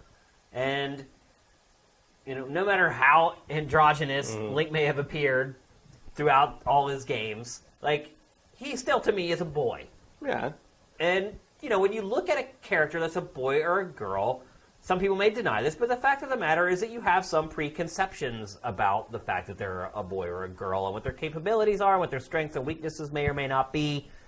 And you develop that over 20-plus years of playing with this character. You played with many different Links, though. Yeah, but they all look the same, and they all Wind Waker Link doesn't look like Twilight Princess Link. Doesn't look like they're all different. You've never met this Link before in Breath of the Wild. Yeah, but I think that's a cop out though in the frame of this discussion. Well, it's also the cop out. I don't know if that's a cop out so much as it's like why didn't Nintendo just say that? Yeah, it's like. It would be one thing if, Nintendo, if Nintendo would just come out... That's why I said at the one point, we've established that Nintendo is full of crap with this excuse. They should have just said, because we don't want to. That's a valid creative... Totally we made a creative decision to not do that. But in today's environment, particularly in video games over the last couple of years, things like that aren't good enough. I don't know. I think people do... it's like the thing where people started questioning developers and, why does this female character have giant boobs? And there was all these Kojima had the rationale of like, oh, she has a parasite, she has to keep her skin exposed, that's what she rolls around in the rain like a stripper, and then they got to the guy who did the character designs for Dragon's Crown, which is famous for having that sorceress with the giant boobs, and he's like, I like boobs. And like even the people I know that like don't want to play sexualized female characters in games, like, I respect that. Yeah. They're like, yeah, like it's like I like boobs. I want my game to have huge boobs in it. That's what I'm here for. And it's just like, yeah, all right, you do you. Thumbs up. It's like I think things have changed though. That was like last year. Oh really? Yeah, that was. I thought that was like 3 years ago. That guy's response was being used in contrast to Kojima's response about Quiet last year. And it's still sort of like, like. Just admit it. We know what we're here for that. Like, Kojima didn't do that though. No, Kojima made up this crazy backstory about like how Quiet needs to take her clothes off to get wet. But that's kind of like the environment that we're in, though. Is it like you have like these developers like walking on eggshells almost anymore? Like I don't know that that's a good environment like for creativity. Like constantly second guessing like your creative decisions in a lot of ways. The thing is like don't second guess. Just say it because we wanted to. Right. But but you can't because. But you could. The guy. That's what I'm saying is the Dragon's Crown guy literally said that because I wanted to. Yeah, but there's a big difference between Dragon's Crown and Zelda and Nintendo. Somewhat, like, but it's like, but if the fraction of people who give a crap about Dragon's Crown is like this big, and then you got Zelda that's like this big, like. But the honesty it's apples and oranges. The honesty of the creative decision is identical because if Nintendo would just say we don't want to do that. That's different than making up this weird, like convoluted excuse we're in agreement that everyone, even people ridiculous. that don't want Link to be female, read that and were like, like it's like, come on. But I don't think Nintendo would have made up those lame excuses if it wasn't afraid to tell the truth. Like, why would it not tell the truth unless it was afraid to tell the truth? And I feel like that's the environment that's been created now with video games. Is like everyone's like, oh, I gotta. Well, I think that's a stupid corporate reaction to this perceived environment of that. And like, yeah, you can get in some hot water if you do things like, move the butt the other way in the wind pose, or like change the camera angle on Armika's ass slap look, or whatever. Nintendo's getting hammered over the translation and the conversion of Tokyo Mirage Sessions, Sharp FE. Like everyone's saying, oh, it's set. Like someone sent me a message on Sifted last week, like. After they had watched a show, and they were like asking me, because it's been censored or altered for the West, is it like worth playing? And I'm like, yes, it's worth playing. Yeah. Like I didn't even notice that it was censored. As a wise man said last week, it's better than nothing. Yeah, or a not so wise man. Not so wise man. I don't know. We have not talked about Mighty No. 9 on this show really at all since it came out. I got about halfway through it. Maybe next week, if we're hurting for topics, we'll bring that up. But we'll get to. I'm kind of thinking. I thought maybe you were waiting on Mighty No. 9 to see where all the corpses land, because like that thing's still in progress. It's not completely buried yet. So maybe next week we'll talk about that one. But and if anybody got that on Wii U or you're a backer on Kickstarter on Wii U, please tell us your story in the comments because apparently that is a disaster. Yeah. Oh, I think isn't Xbox One in pretty bad shape too? Yeah, but I guess I heard Wii U is the worst by far. No surprise there. Barely even works. I'm surprised that they even released it for Wii U, to be honest. Well, a lot of people think that was like the big mistake, was too many platforms. Yeah, I'm sure it was. But anyway, back Nintendo doesn't have the too many platforms problem. No. To bring that back around. That's for sure. I don't know. It's a gray area. There's no cut and dried right answer to this. Well, it's a creative choice. But my issue is that I do feel like all this stuff that's kind of going on in the industry is affecting the way people are creating games, or at least making them like second guess themselves. And I don't know if that's like ever a good thing for a creative person. Like I feel like a creative person just needs to take whatever inside them and get it out, and not be concerned about like what someone else is going to think about it. Because if you look at the history of art, and whether you're talking about painting or music or any other form of art that you want to consider art, like the way stuff gets moved forward is the artist not being pressured by outside influences and just doing what feels right. Well, that's on the artist.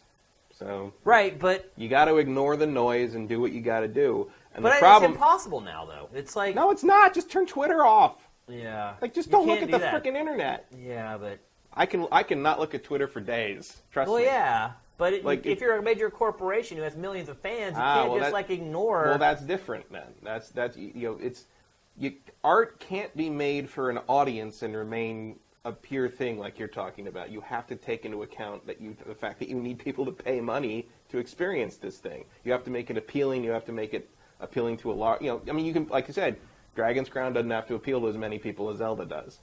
Well, the irony here too, though, is that if you look at it, it's like with Nintendo, it's actually listening to its audience that's going to, it could make things stay the same. Like, it's fighting against keeping things the same. Like, I was talking about Nintendo's basic mode is to stay the same anyway. I think they're pre-inclined to listen to that part of the audience. Yeah, but you can argue with its hardware, it's the exact opposite, because it does try to do new things with it. Some are successful, some aren't, but... To some degree, it tries to do new things, but to another degree, it tries to make the same system it sold you last time. Yeah. Well, then it also tries to use the same characters to sell you the new hardware idea, or the same IP, as it were. Yeah, which worked, there's varying degrees of success on that. So I don't even know that, using this example is a good example of what I just said about artists. Because in this case, it's ironic that Nintendo is actually trying to at this point, you're stick to what it's done before. Well, but also you're trying to apply the artist argument to what is the video game equivalent of like Steven Spielberg.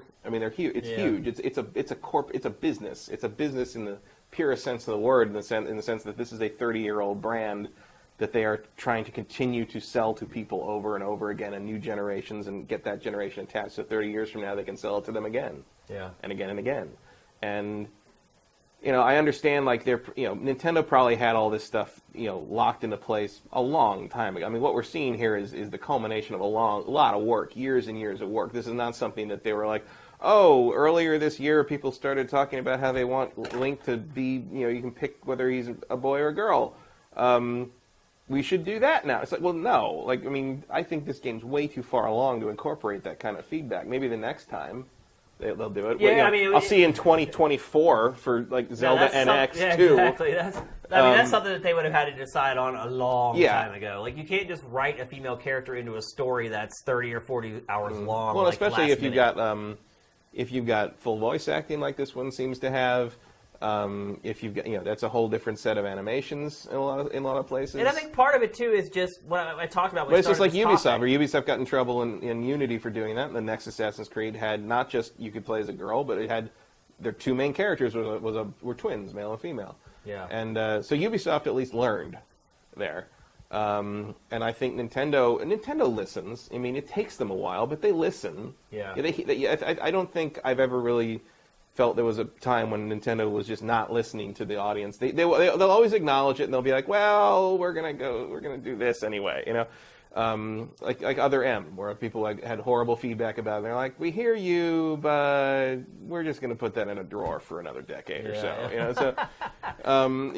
Unfortunately, Nintendo's response to negative feedback doesn't seem to be, "Oh, next time we'll make it more like what people seem to want, or we'll add some new ideas in that regard along those lines." It seems to be like, just put it down. I just don't talk about it ever again until everyone's forgotten, and then everybody's be happy to see it no matter what we make. Which I think has happened with Metroid and Star Fox. Yeah. Didn't work out so well. No. Star Fox also is another example of Miyamoto does sometimes get in his head that he doesn't want to do the same thing over and over again, and he refused to make a new Star Fox that was just a better looking Star Fox. And judgment sometimes is wrong. And everyone, it's like Nintendo tends to zig when it should zag, and vice versa. It seems. I'm hoping Breath of the Wild is not that. Yeah. Especially since it seems like Aonuma was very much in charge of this one. Well, another part of it, too, goes back to what I was saying at the beginning of the topic, and what I've talked about a lot, actually, before on GameFace that I hate is expectations. People expecting something to be a certain way, and when it's not that way, the revolt happens. I hate expectations, but part of the expectations for this game was generated by me and by other people who saw Linkle and were like, "Oh, it looks like there might be a female Link in the new Zelda Wii U," and people kind of get it in their minds, like, "Oh, there might be a girl that I can play as," and then when it doesn't happen, because those expectations are there, that's kind of what generates the backlash. It's somehow disappointing, even though it's all on you for thinking that. Exactly, yeah. And that's why I try to keep expectations out of, like, any products I evaluate. Like, you know, it goes back to, like, the discussions that I've had about, like, Resident Evil 6 in the past. And people are like, it's a god-awful game. I'm like, it's not an amazing game, but it's not god-awful. It's only god-awful if you wanted it to be like Resident Evil. If you look at it as just an action-adventure game, it's not a terrible game. It's expectations. It's there are situations in which someone would think Chris Redfield punching a boulder to dust is pretty awesome. Yeah, it's true. It's all about context. If that wasn't Chris Redfield, if that was Kratos, you'd think that was cool. That's pretty funny. But this has been an interesting topic. I could actually sit here and probably talk to you about this for like 2 hours. But I know that everyone else doesn't feel that way. I'm going to look forward to that when Zelda comes out. Yeah, I'm sure some people who aren't into Nintendo probably just skipped right over this topic, which I think was a huge mistake. They're making their third sandwich. Right? Yeah. Well, you know, a lot of people asked us for a long time when we'd post the show, you know, put the time code in there so I can skip topics I don't care about. Skip your 30-minute complaint about whatever we're Yeah, but the thing is like, you don't know if you care about that topic until, like, you listen to it. It's like, some people will blow past this topic and be like, oh, they're talking about Zelda. I don't care about Nintendo. Next topic. But I feel like they've missed, like, a really interesting discussion, not just about Nintendo or about Zelda, but just about games in general, the creative process, artists. I mean, these are, like, cultural issues that we're talking about here. It's not just about Nintendo and Zelda. So, all right, so let's pretend like the conversation was just like the most amazing thing we've ever talked about, and you can put the break right before we say we'll put the break right here. Yeah. Matt, that was like the greatest topic we ever had on GameFace. I think we solved everything we figured it all out right there. It's all going to be okay from now on, folks. Yeah. All right, now let's move on to the next topic. You're welcome, Britain. Yeah. Let's move on to the next topic. We're going to talk about Microsoft at E3. We promised we wouldn't talk about Microsoft or E3 last week, but we're breaking our own rule. We're going to talk about it, and the reason we're going to talk about it is because Phil Spencer has been coming under pressure. Microsoft in general has been coming under pressure for its E3 showing. A lot of people unhappy, although Pachter was not one of them, I might add. Yeah, Pachter was very positive. Pachter's E3 press conference analysis blew my mind. It really did. Like, because I was also talking to him, you know, before we're shooting, like when I'm setting up with him or whatever, we just shoot the shit, for lack of a better phrase, and talk about what's been going on and like. You have a little more time to work with when you shoot at his house? Yes, we do. Yeah, it's also easier because we have more room to like set up lights and everything, and it's more relaxed. Pants, right? He is wearing pants. Well, he's wearing shorts. Right, okay. Because every once in a while the knee comes up and I'm like, I know he's relaxed, but jeez. But, so 30 Pachter factors. Yeah. I was like, wow, there's been 30. Isn't that hard to believe? Yeah. It went fast. But, you know, we were shooting the shit before as I was setting up everything before we shot the next round, and we were talking about the press conference, and he just complained the whole time about Ubisoft, and was like, oh, that thing, and blah. Oh, yeah, he hated that beginning. Well, but then he gives it best press conference. Like, you just never know what the man's going to say. That's why I love him. Like, he's completely unpredictable, which is one of his endearing qualities, but... yeah, he hated the Just Dance intro, and he thinks Aisha Tyler's a terrible host. Like, that was like... I'm sitting there and just letting the camera roll. I'm like, you go, Pac. Like, I really desperately want to ask a follow-up question. But what is steep for? Yeah, I know. Tell us. He called him a bunch of dancing fruit.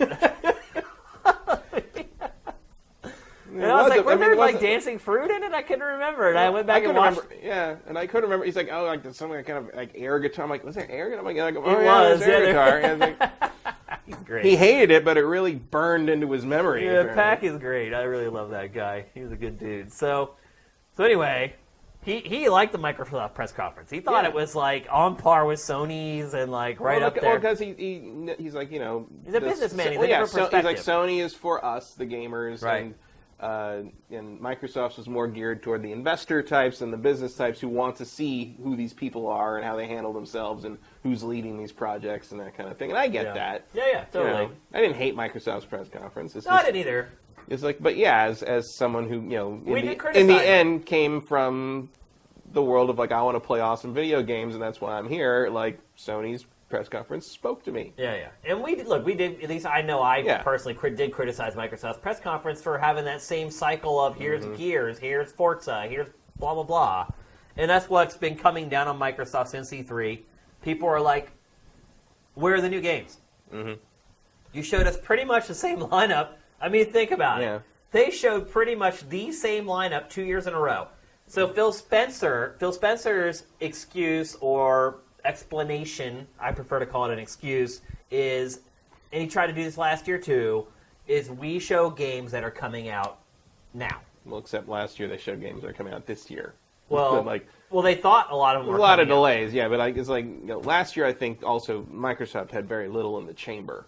Yeah. Like there was a little catch-up being played on the Xbox One, and I think they're getting there this year. So, but they're back. They've done this forever. I would contend there's still nothing in the chamber. Well, I mean, they showed the same games they showed last year. Right, but they've at least got them coming out this year. Yeah, but first of all, him saying that is bullcrap because all the games they showed last year still haven't come out. And here we are at E3 this year. But traditionally, Microsoft has stuck to stuff that's coming this calendar year. Like, right. And last year was actually a little weird in the sense that like a lot of that was Crackdown. Yeah. We still haven't seen Crackdown. I mean. Yeah, I mean that's what I'm saying. Like he's using why it as Crackdown an wasn't excuse. Like, because they do it. Last year. Well, right. It's like, hey, at least you'll be playing all this stuff that we showed this year. I'm like, well, yeah, but I don't care. What about Phantom Dust? That game's never coming out. They showed it like 2 years ago. Like, well, now it's just a remake. It's not right. a totally reimagining thing. Right. But I'm sure we'll see it next year and we'll play it next November. But like. So here's why I want to discuss this. I think we're both in agreement. But I've also seen people criticize Sony for the reverse, where there's like Sony's showing us a bunch of stuff we're not going to get to play until sometime next year. No, I've seen people criticize Sony for that. But here's why we want to talk about this. Because it freaking works. That strategy works. It works on us. It works on everybody. Look at the PlayStation 4. It's outpacing the PlayStation 2. It's outselling the greatest selling console of all time. I don't think that has anything to do with their E3 press conference. Really? Yeah. That's when everybody watches. Nobody fucking knows that happened. What do you mean? The people that have made the system a 40 million unit seller don't know what E3 is for the most part. Yes, they do. No, they don't. That's why they bought You said yourself. Was it you? It wasn't me. No, someone was saying how they were talking Sure the hell wasn't someone me. was talking to people on League of Legends who didn't know what E3 was. Oh, yeah, I said that. Yeah. I totally said that. That kid's like 8 years old. That's not the people who buy the PlayStation 4. You are overestimating Matt, the reach of well, E3. Well, then answer me this. How did the PlayStation 4 destroy the Xbox One if people don't watch E3? That's exactly how it destroyed the Xbox One. Better pricing, better games, word of mouth. Nobody knew that unless they watched E3. Nobody's watched E3 and decided that and made that a hit. You're crazy. We did it first. We were the early adopters. But, okay, go out to Santa Monica Pier, wherever the people do that man on the street shit, and find me someone that knows what Horizon Zero Dawn is. Oh, I guarantee I could do that. I guarantee I could find somebody at Venice Beach, guaranteed. Venice Beach is full of dorks, though. They're full of gamers and subculture people. Guarantee I'll find someone who knows Horizon there. And are you seriously telling me right now that Microsoft's E3 press conference, where it was like, we're gonna like get rid of like reselling games, everything's gonna be digital, and then Sony 3 hours later coming out and saying, we aren't doing that, had no impact on PlayStation 4 winning. Are you really saying that right now? PlayStation 4 was already winning. What are you talking about? What do you mean? They've already sold that many. This is when they were announced, Matt. Back when they announced the consoles and their strategies. I thought you meant this year. No. I'm talking about way back. You said the vast majority of people who play... What started this, Matt, was you said nobody cares about E3. E3 doesn't do shit. And my point was, the hell it doesn't. E3 does decided this console war. E3 does... I don't agree with that at all. Really? Because it wasn't the freaking games. PlayStation had no freaking games. It still doesn't really have any games. PlayStation... It all won because of E3. It won because it had the better hardware. It had the better Nobody reputation. knew that. No one knew that. Well, they knew it after the people who are like us You bought are it. wrong on this one. No, I don't think so. What? People don't... E3 doesn't win System Wars. E3 that one did. That one absolutely did. That's the whole story of this console generation. Everyone else I know who is not an industry person, who still plays games and has a PS4 and bought a PS4 to play... None of them watched E3. None of them see but that. What happened was the that. people who did watch E3 all bought a PlayStation 4, and then all those people that didn't watch E3 ask the people who did watch E3, which one should I buy? And they tell them, buy the PlayStation 4. It's more powerful. It's more consumer friendly. That's how it works, Matt. But we know that if from E3 didn't do anything, they wouldn't have E3.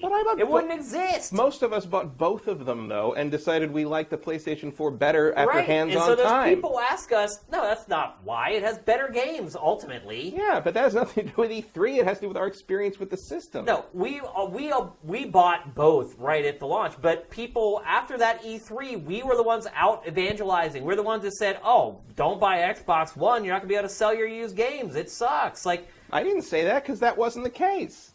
No, they flip-flopped like 3 months later, but right after E3 happened, like, that was the story that was disseminated out to everyone. It is absolutely why PlayStation won this generation. How else can you explain Microsoft's dominance last generation? Just people bailing in droves from that to go to PlayStation 4 just like that. Like, everybody loved their Xbox 360. It wasn't like a brand loyalty issue. It was E3, where Microsoft came out with all these anti-consumer ideas and theories, and then literally less than 24 hours later, Sony's like, we're not doing any of that. And it was over right then. Game over. Everybody knows that, Matt. You're the first person I ever heard say that that's not what determined the war. I just don't think it builds the momentum that you're thinking of. So tell me why you think Sony won. Because the early adopters bought both. PlayStation 4 was a superior experience, and word of mouth drove that for the next 2 years. But I wouldn't even agree with that. I would say the first year, software-wise, Xbox One had way better software. But the PS4 played the multi-platform stuff better, and you're also underestimating the fact that the Call of Duty tie-in is PlayStation 4 this time. Right, and why did Call of Duty go to PlayStation this time? Because it had already won the console war. It was actually on board with Microsoft right up until then, and as soon as that happened, they were like, later, because they're smart. They saw what happened right in front of their face. I think more of that has to do with the power differential. Power, Matt. Power has nothing to do with the console war. It doesn't have anything to do with the console war, but it has to do with which system a developer would prefer to work on. All the multi-platform games are still coming out for Xbox One. Well, yeah, but you've got better performance on the PS4. It doesn't matter. Nobody cared. Nobody cared last generation. People care enough to make that. Nobody cared in the PlayStation 2 generation. No one cared in the PlayStation 1 and well, they care now. They don't. The people who are like us care a lot, even if we've even made fun of how much they care about that, about how like the discussions about these games on NeoGAF and other places are all about Ps and 1080Ps and 60 frames per second and blah, blah, blah. Who cares? It's not, now you're relaying your own argument. Now you're talking about the coolest of the cool. No, we're talking about the people who bought the 40 million. Right, and I'm talking about those people who make those recommendations to the people who don't make up the core, and those people that take those recommendations have the better experience, and that's how it spreads. No. Well, yes, that is how retail works, so I'm right.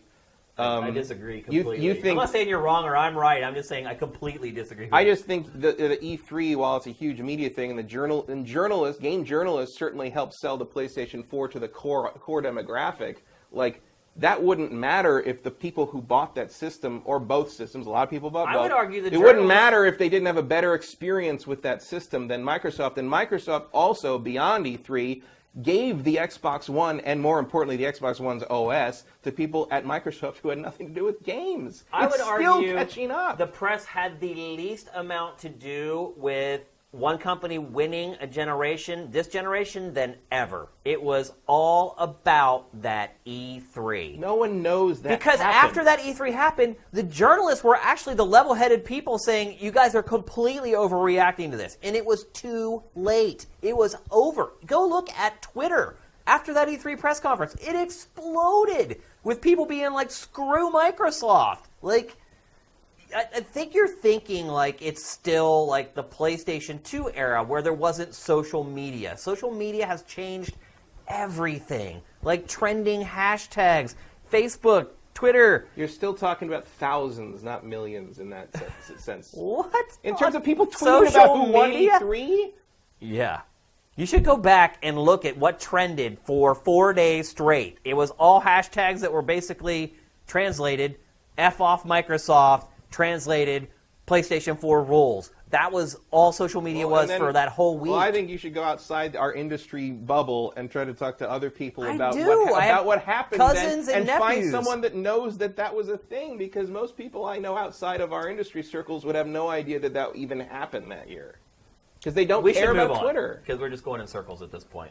But I will, till the day I die, I will believe that this console generation was decided in 24 hours of that E3.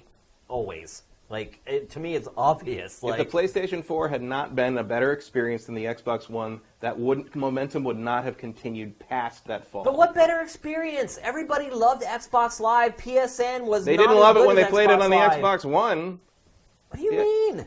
I mean, the Xbox One. They never played it if they bought a PlayStation 4, Matt. They never played Xbox Live on the Xbox One. But the early adopter, God, you even made the point your fucking self. If the early adopters who make the recommendations did buy both, and they shot the Xbox. I certainly did. Thought the Xbox One's OS was not sufficient. It was all about being a set-top box. It was not about being a gaming system. And Sony gave us a gaming system. It was anti-consumer. And then they made the videos where they mentioned TV a million times in their press conference. It was all about that E3 again. That's not E3. Right back to it. That's not E3. That's their strategy. Their strategy didn't work. Where on any do level. they share their strategy, Matt? Well, where is the one chance every year that every platform holder gets to share its strategy? Well, the backlash happened long before E3, and it happened long after. It didn't, though. That's where they announced everything. But everybody knew that was coming. Everyone was waiting for that terrible DRM thing that had leaked before.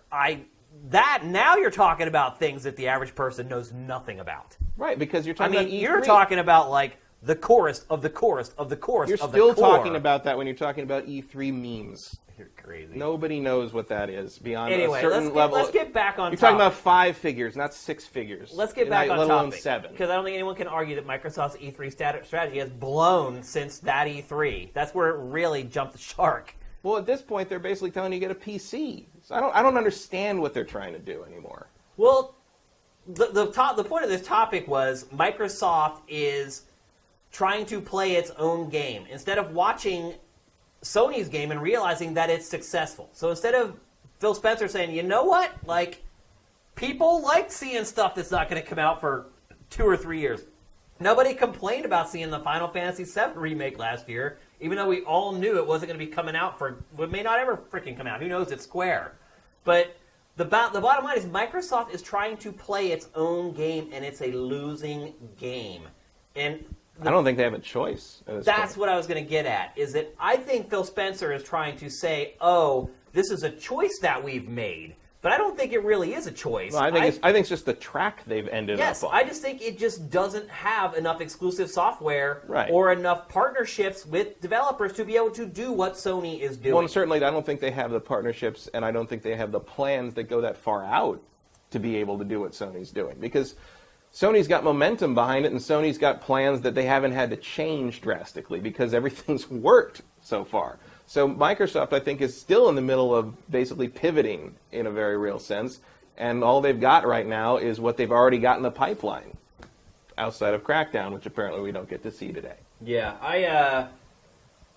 I like Phil a lot, and I've liked Phil for a long time. Before he was the head of Xbox, I interviewed him every year at E3, and he is just a great guy, your bro. You would be friends with him if you lived in the same town as him. He's just like us. He loves games. He's not you see quotes of his in the media about him congratulating Sony on their success and talking about games that aren't available on his platform.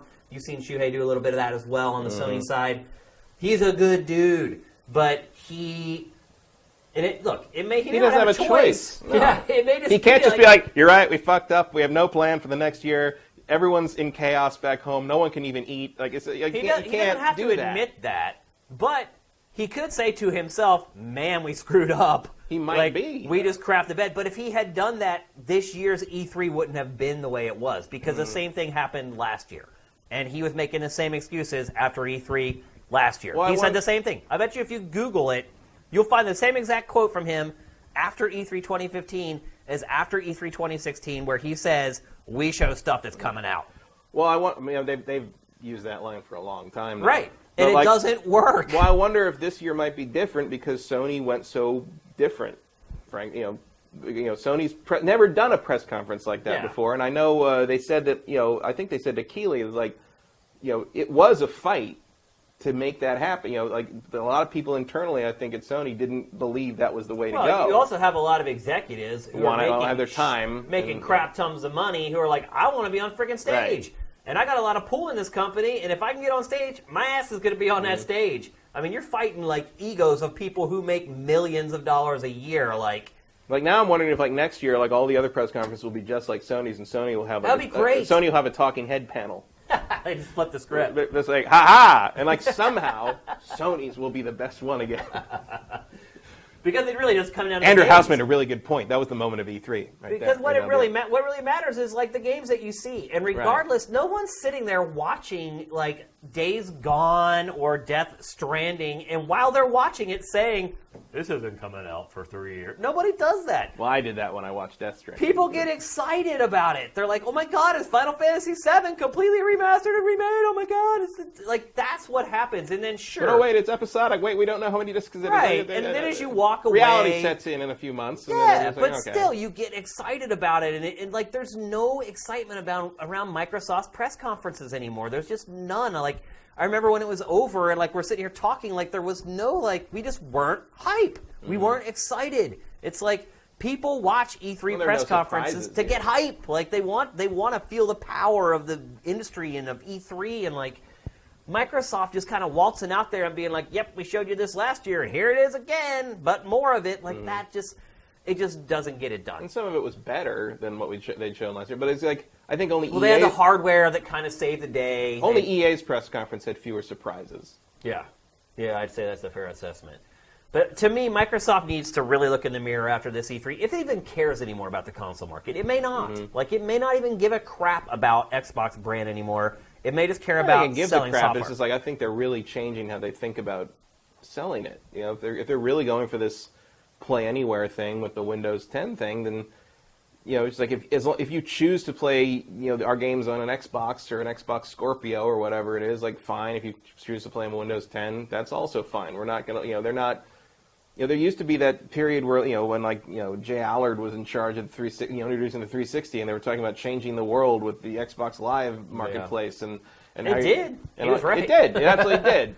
It didn't change it in all the ways they thought it was going to do, but we're a long way from the time when a man in a hoodie/sport coat can sit on the stage cross-legged with all our bros and talk about how Velocity Girl is going to sell you a Tony Hawk T-shirt for $5. Yeah. We're in a world where it's almost like you want to hang on to these people on any platform you can get them on for any reason. And it's we're not married to the idea that Xbox is the thing everybody plays video games on anymore. Maybe we just want them in the Microsoft environment, hell or high water. That, to me, is a losing strategy. I agree with you. I think it's too diluted. And I think there's nothing to focus on. And you're leaving out a large chunk of the core demographic, which, if your point about what won the generation holds, is exactly the demographic you need to court to get your brand ahead again. And if they're all playing on PC, they're not going to be advocating Xbox. Yeah. Whether or not they're advocating PlayStation 4, they're not going to be out there telling people to buy an Xbox. They're telling people to buy a new NVIDIA card.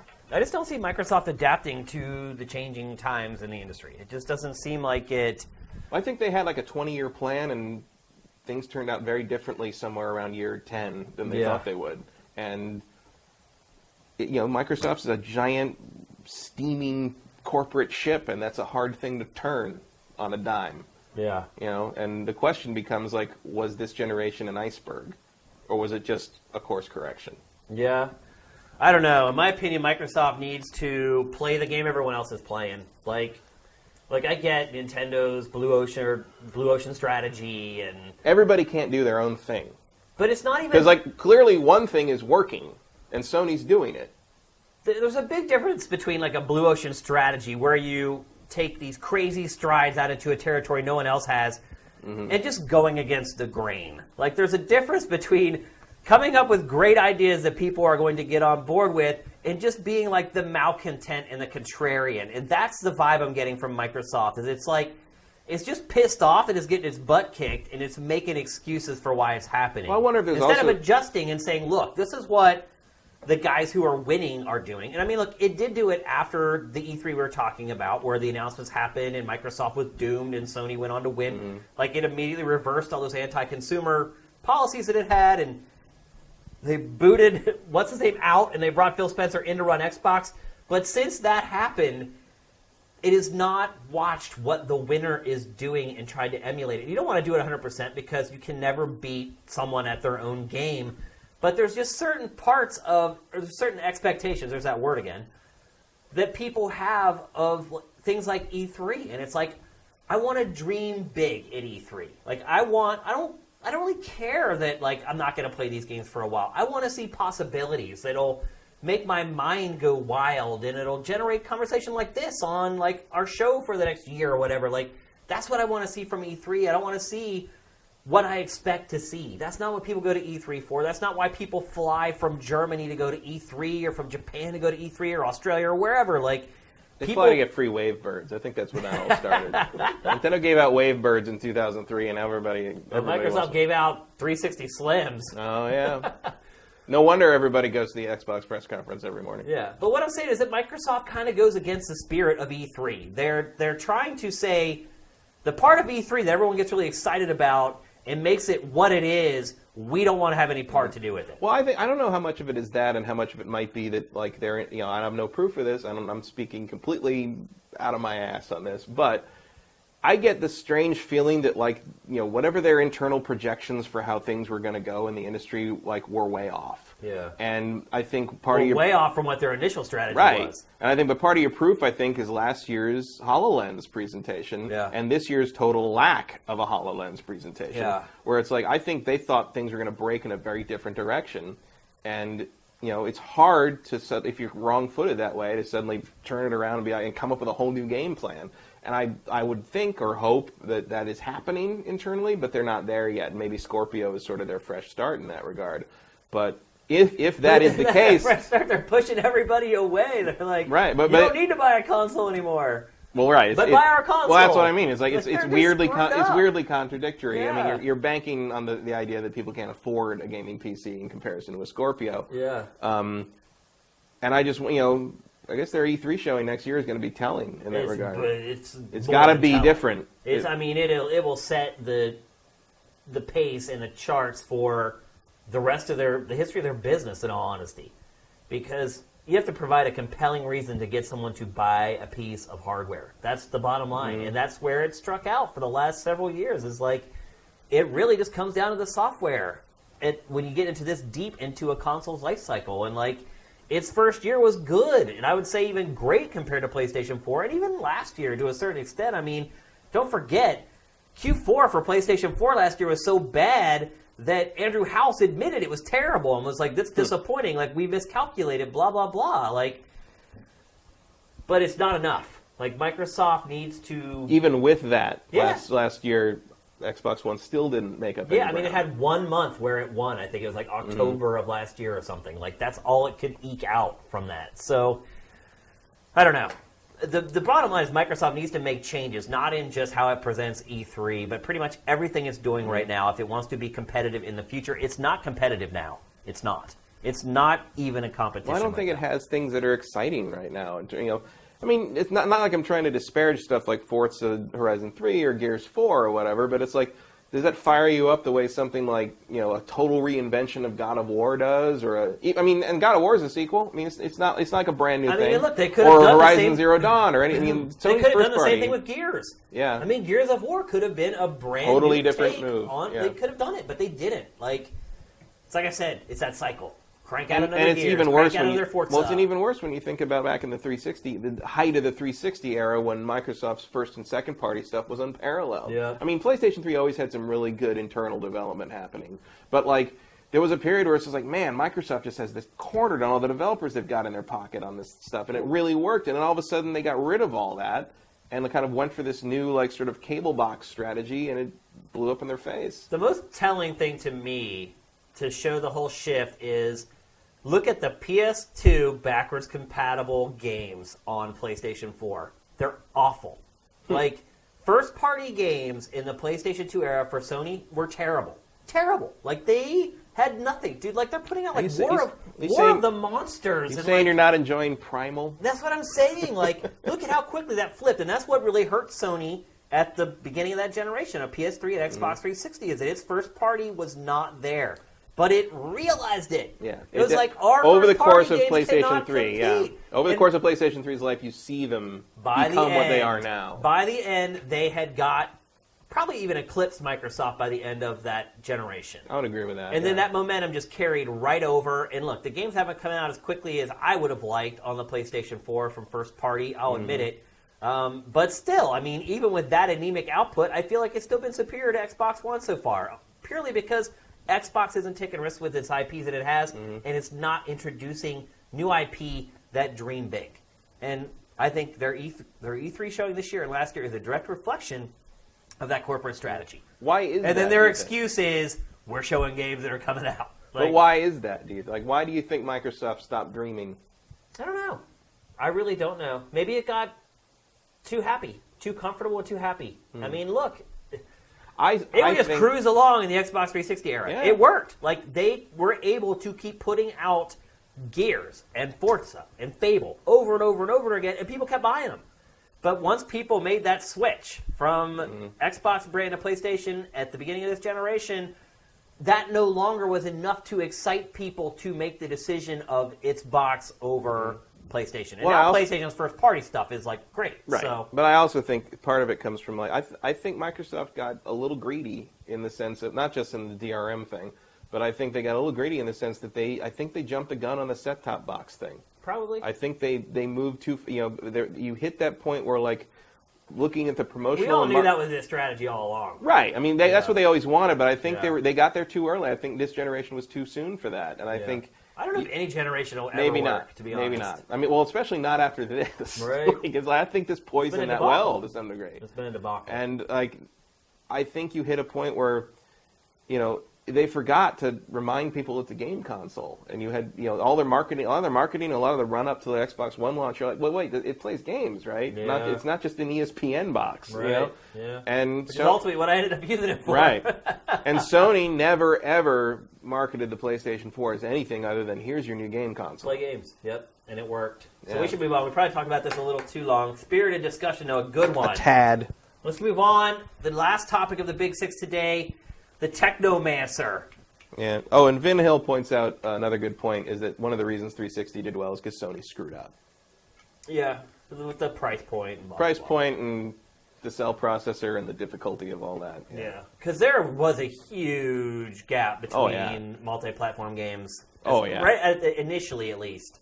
Yeah, until the multi-platform developers figured out how to make the cell processor do what they needed to do, like to emulate what the normal hardware already did. Right, because this generation, it's like the really hardcore people are like 900p or 1080p. Like, most people cannot tell the difference between 900p and 1080p, and they both, the frame rates may dip slightly a little bit more on Xbox One. But for the most part, like, multi-plats are pretty equal this generation. It was a huge gap last generation, at least at the outset of it. So, yeah, that excuse doesn't really fly with me so much for this generation, unfortunately. So let's move on and talk about the Technomancer. This is a game that probably hasn't been on a lot of people's radars. There wasn't a ton of marketing for the game. But I do feel like we did try to feature it because it was kind of a game that had caught our eye on Sifted in the limited amount of media that was released for it. So, against my better judgment, I have decided to tackle this game. You're doing the eval, or? I am doing the eval. I got in on it early, though. I've had it for like a week now. I just haven't had a ton of time to really just sit down and just play like a 12 or 13-hour session at once. I am up to about 19 or 20 hours of play at this point. Man, where do I start with this game? The first thing I would say about this game is it makes a terrible first impression. Terrible. It is... Mars Warlogs was like that, too. Oh. Like, I was like, I'm going to give this to somebody else. But I only had one code. How's the voice acting? It's weird. It's so weird because, some of it's, like, pretty good. But then every once in a while, like, they pronounce something really weird. But it's so bizarre. It's like the same character who has spoken perfect English for rungs and rungs of script will just read one sentence that you're just like, what? Like, where did that come from?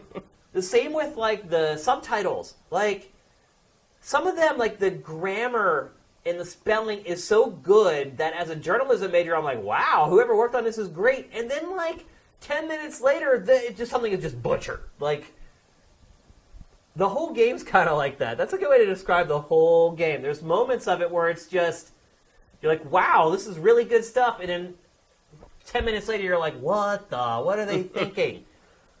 The first thing I would say is, it's a moderately open world action RPG. If you're looking for a world as big as like The Witcher 3 or Fallout 4 or anything like that, you don't get that here. Like, by open world standards, the world is pretty small. Like, there's one section where like you get in a ship and you fly to this other place, and it's literally like the size of like a shopping mall, and then you get back on the plane, like fly back.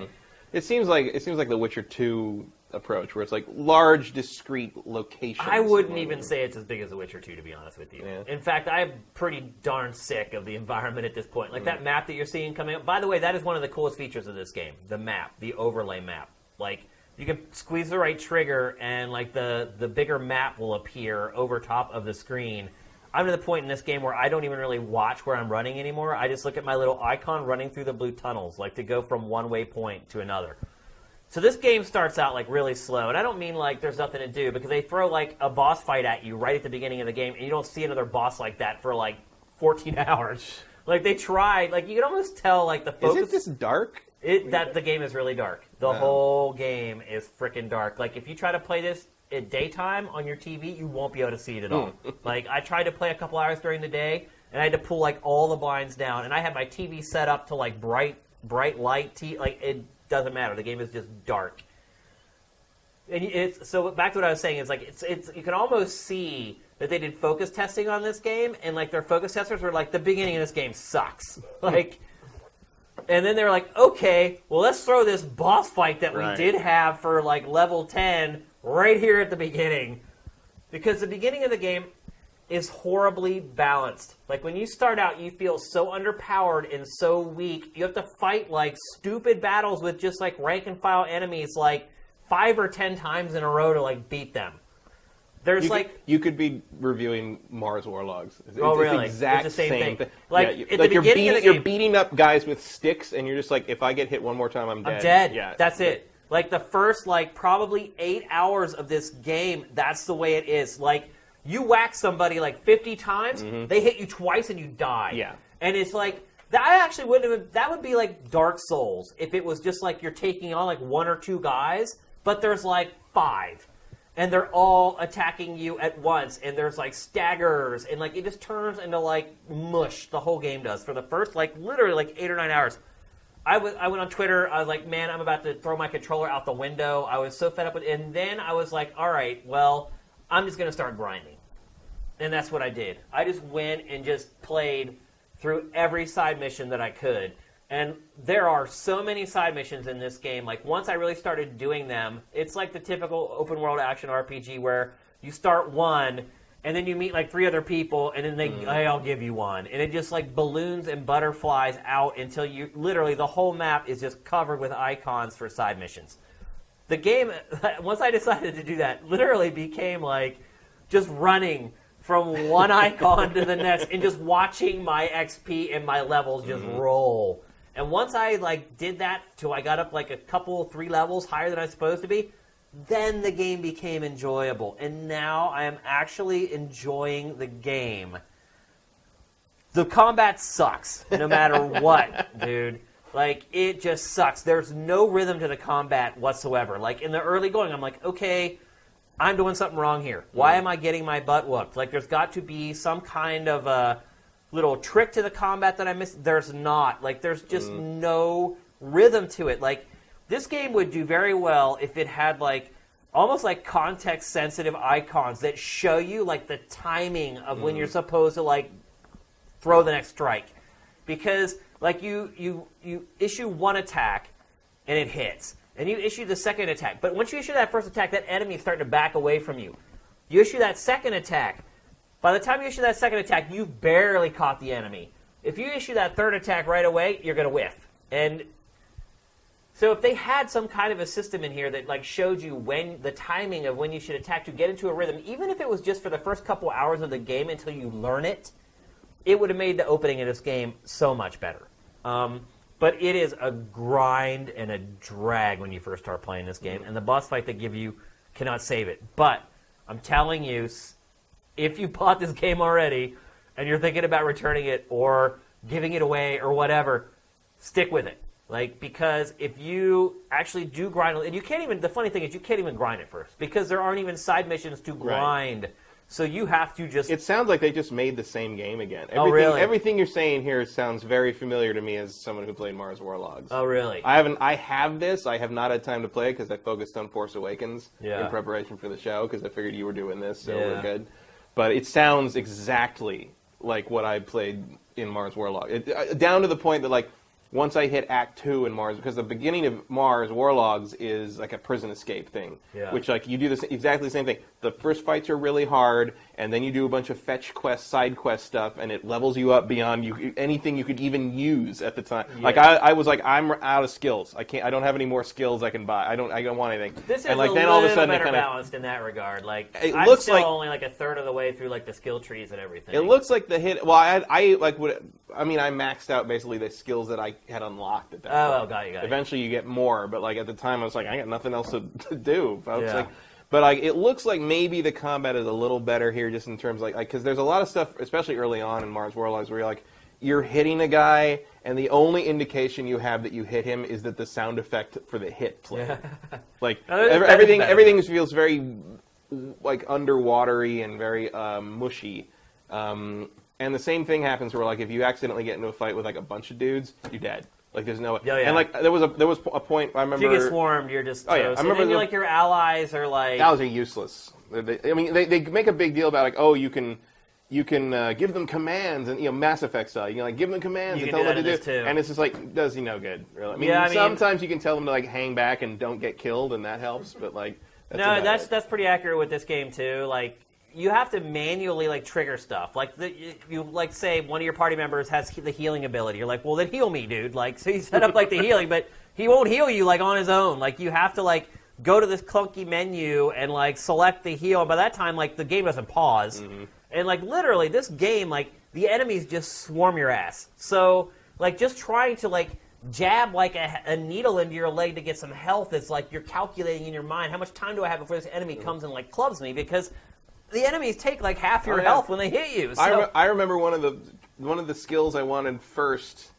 One of the skills I wanted first was the one that makes you inject yourself faster. Oh no, I boosted it. Yeah, because I kept doing it, and then I would get hit in the middle of the injection animation, and you lose it all. Yeah, and you die. Yeah, they sound. I've never played that game, but they sound very similar. Yeah, I think this might be just a reskin. In some senses. There are like 4 different trees that you can choose from. There's like the Technomancer, which I thought, I'm like, duh, the game's called Technomancer. I should probably use this one. That was a big mistake. Yeah. You're just enhancing the other tree you chose to focus on. Pretty much, yeah. Like I ended up focusing on melee attacks because this game's really melee driven, and so I'm like probably halfway through that tree at this point, and one of the branches of the tree is shield maxed. And club. Yep, shield and club. Yep, that's what I've gone with.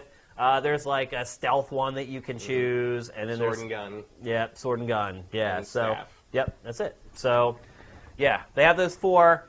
There's crafting in the game. Oh yeah, lots and lots Tons of crafting in the first one too. Yeah.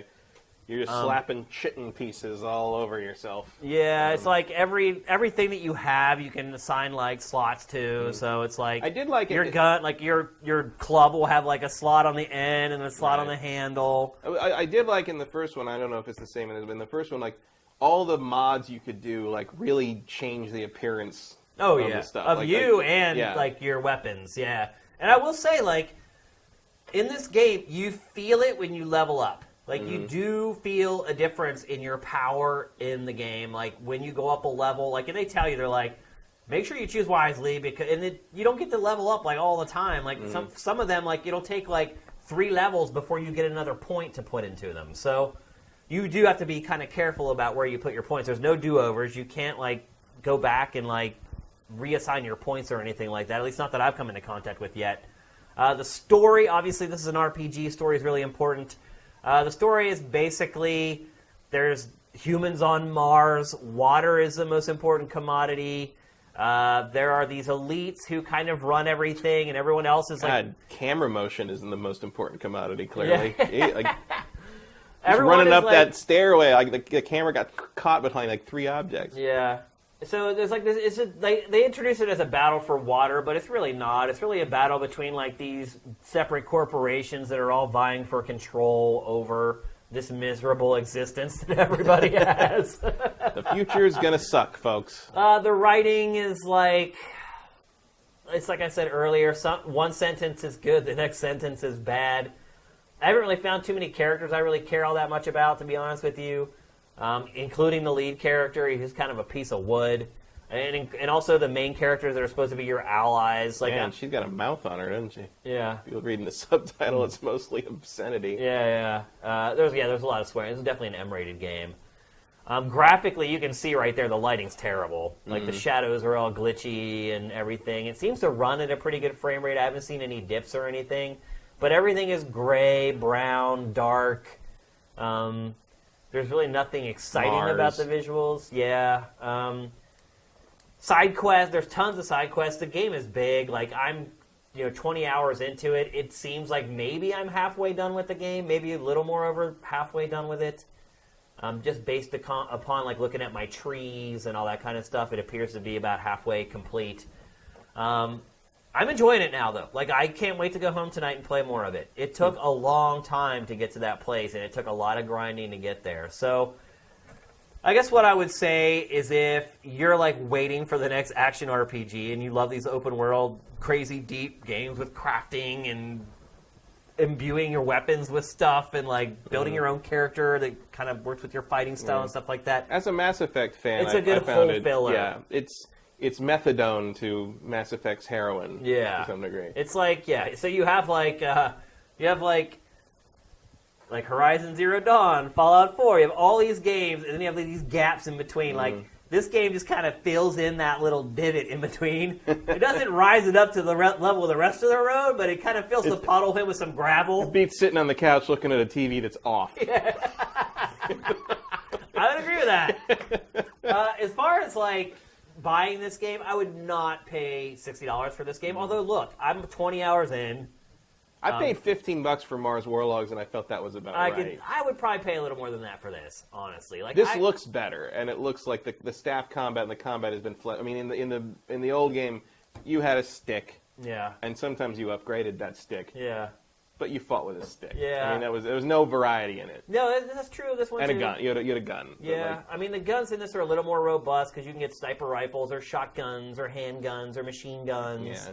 So but this looks like they're really trying to expand out what you can do in terms of the combat, even if it doesn't work every time. Yeah. I mean, honestly, I would probably pay $40 for this game. That's what it is on PC. Oh, it is? Yeah. Well, that's priced right then. But on console, it's... On console, it's 60. 60, yeah. I would buy the PC version.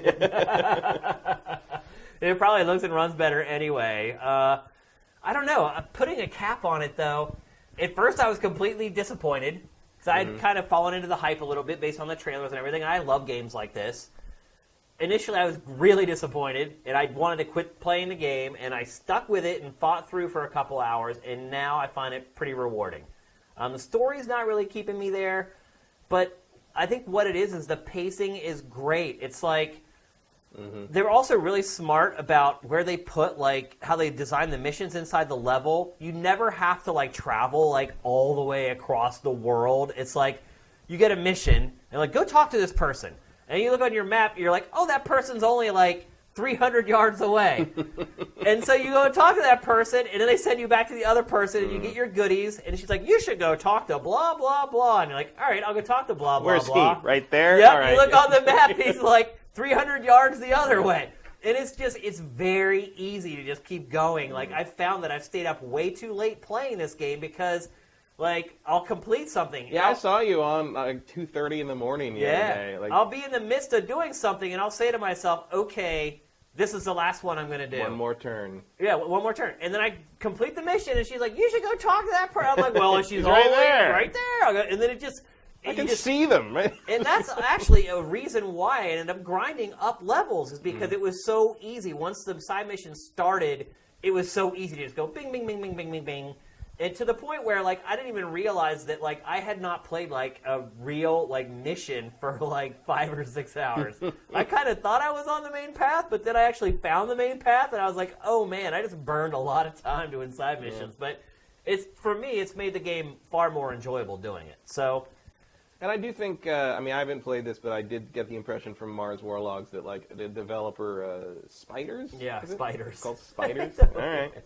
I get the impression that, like, for all its jank, like, they seem to really have their heart in this world, in this game. Like, they believe in it. Like, they believe what they're making is something worth doing, worth making, worth telling. You can see... And I appreciate that. You can see anything.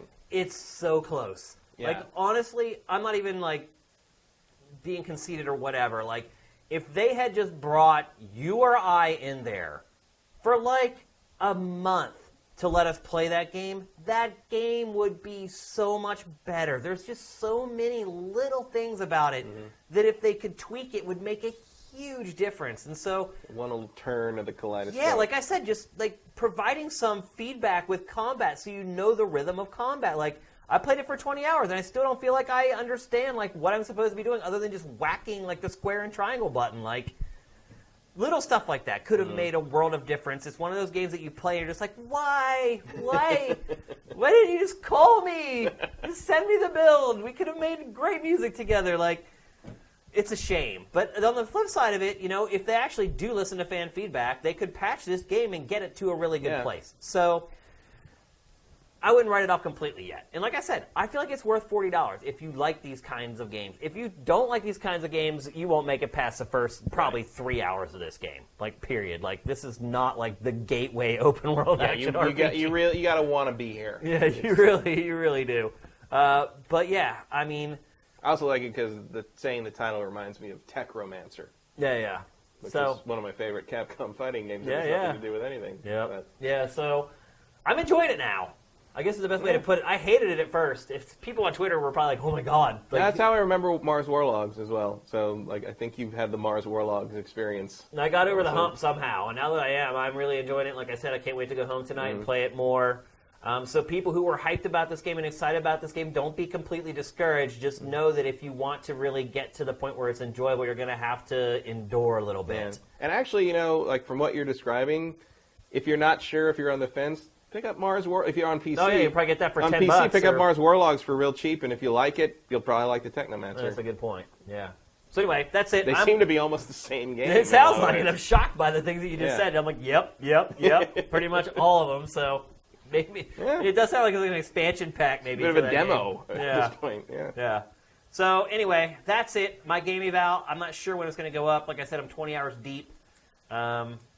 I don't know. I haven't really read to see how long it took anyone else to finish it or anything like that. I have no way of knowing. It looks like I'm about 2/3 of the way through the game, but we'll see. When I'm ready, I will put up the game eval, and you'll see it on Sifted. So with that, it's time to go to our trailer of the week. Again, as I mentioned earlier, it has been a slow week in the industry, but today we were saved by a trailer that was released today. By the worst-kept secret. By the worst-kept secret. Well, there's been a lot of bad kept secret, but this one...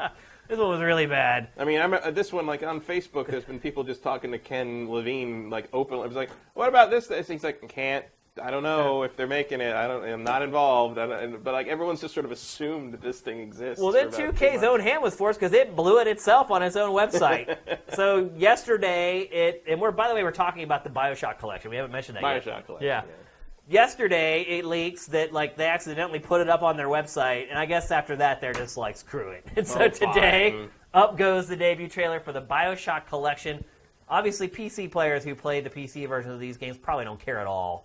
I think there is an upgrade, like maybe Skyrim. A little. Well, I think I heard there was going to be like a Skyrim style, like if you already own the games, there's like a upgrade. It's free, yeah, you get it free, on PC. So, but for console players, this is, I think, and you'll see it in this trailer, a pretty huge step up, particularly BioShock 1. Yeah, even if it's just the PC version ported, the difference between the console BioShock 1 and PC BioShock 1 is night and day. Yep. So anyway, worth doing again. Yep. So here it is, the debut trailer for the BioShock collection. Get those questions in now. I am Andrew Ryan. and I'm here to ask you a question. Is a man not entitled to the sweat of his brow? Look, Mr. Bubbles. It's an angel. Symmetry, dear Steinman. It's time we did something about symmetry. Rapture is a body, Delta. I am the voice. And Big Sister is the hand. When Rapture speaks of you, it says only this. Your day is done. The seed of the prophet. Bring us the gun and wipe away the debt. He will abandon you, my sweet Elizabeth. Once he has what he needs, he will leave you alone. We swim in different oceans but land on the same shore. It always starts with a lighthouse.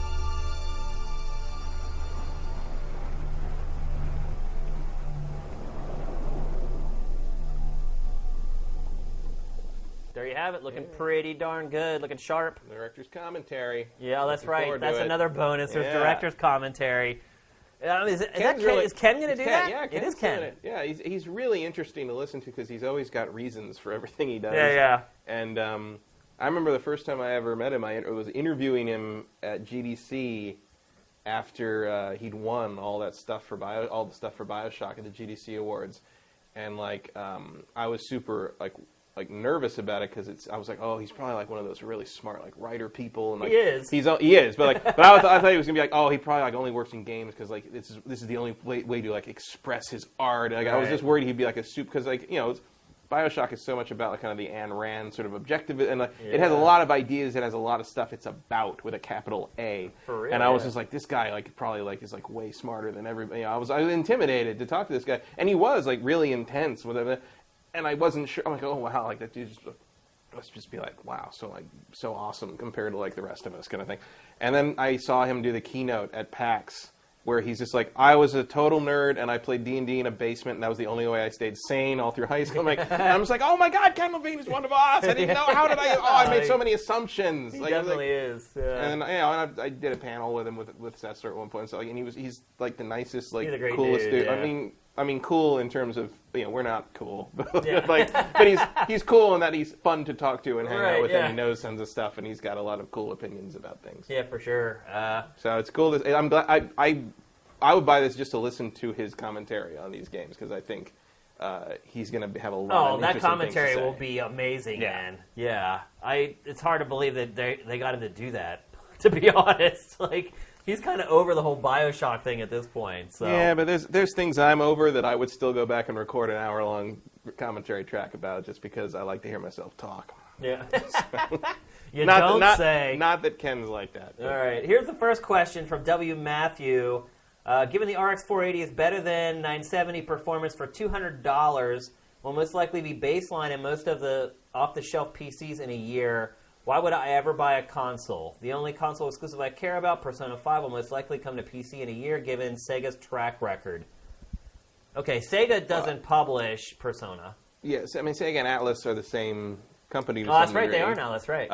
But Atlas stuff doesn't really come to... Sega doesn't seem to really have forced their PC port mentality on... I would not bet on Persona 5 coming to PC in a timely manner. There's never been a Persona on PC, has there? Not that I can think of. I feel like I would own it if they were. Yeah. Unless they're really little spin-off things or something. Yeah, I don't not remember the main Persona series. ever being on PC. If Persona 4 was on PC, I'd have it, believe you me. I would not bet on that. I wouldn't either. Yeah, I wouldn't place any money on Persona coming to PC. But beyond that, excellent point. Excellent question.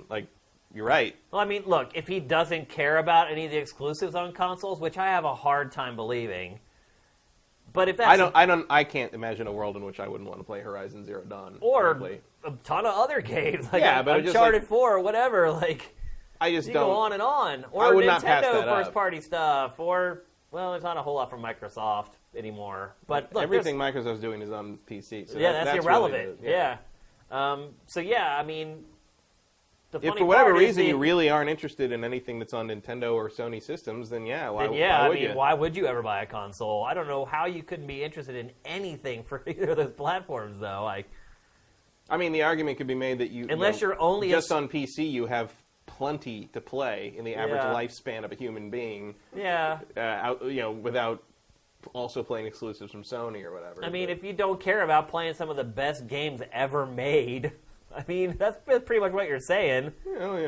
I mean, it's a caveat. Sure. I can see if you're just a huge fan of like real-time strategy games, then sure, there's no reason you should ever own a console. But to not own a console, you're depriving yourself literally of some of the best games ever. And look, I started as a PC gamer with the Apple IIe and Commodore 64 and all that. Like, I'm not like a console zealot or anything. I'm just telling you, if you're not playing consoles, you're missing a lot of the best games ever made. That's just the truth. So if you don't want to play those games, sure, there is no reason to ever own a console. But I would wager that most people want to play those games. So, but $200, I mean, look, that card is amazing. The performance that they're getting out of that card for $200, to go back to the first part of your question, it's incredible. Like, they're saying that like it was competing with like a 1080 like Ti or a 980 Ti. 970 was outperforming like across the board. Yeah, I mean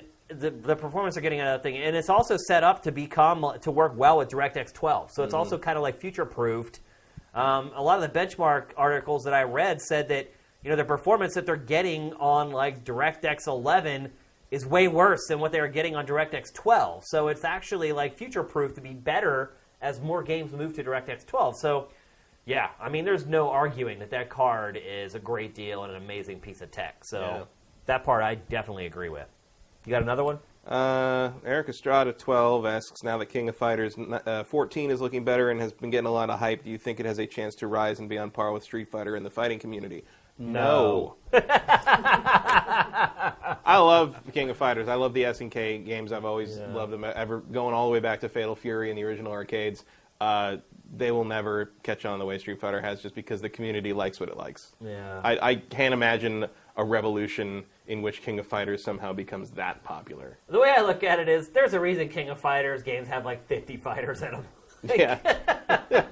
And don't get me wrong, 14 feels great. 14 feels like the Street Fighter 4 of King of Fighters, but that still puts it kind of in, the lower echelon. I mean, still in the Guilty Gear popularity realm, I think. I enjoyed what I played of it at E3, so if you're a fan, good. I think you're going to like it. It's no light reservation. And fast, and like in my personal opinion, I like some of the characters a lot, but the vast majority of them I don't care about at all. Right. Like, I feel like there's lots of really bad like character designs in that game. Yeah, I mean, some of them I look at, I'm like, who made that up? I think the nicer way to put it is there's something for everyone. If you want to play a tiny Freddy Krueger, you're good. If you want to play what the hell? Some of the characters in that game are just so weird. SNK doesn't have a whole lot of rules when it comes to who can be what. It's almost like they just put it in like a random character generator and just spit it out. It's like, let's back just in throw the all old these parts into an algorithm. Back in the old King of Fighters days, sometimes it felt like that, and there were moments, especially around like 97, 98, where you're like, you just needed 3 people. Yeah. On this, because the whole gimmick was that you had teams of 3, and at the time it was like every country had a team of 3, and there was a point at which like. So we needed like a Korean team, and so we had Kim Kap-won, who was already in the game, and then they added the guy with the Freddy Krueger claws and the guy with the wrecking ball, and I'm just like, okay, sure, why not? Yeah.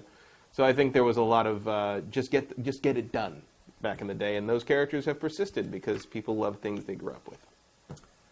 Let's see. Here's one from Vin Hill. If you guys could choose any studio to work on any game, who and what would it be? I love that question. It really makes your brain go. Well, I'm just trying to figure out who I want to make the TIE Fighter game. Oh man, I don't know. A lot of the developers I'd like to make that game don't exist anymore. I honestly, I would like to see the God of War guys do a Jedi game. Okay. That'd be good.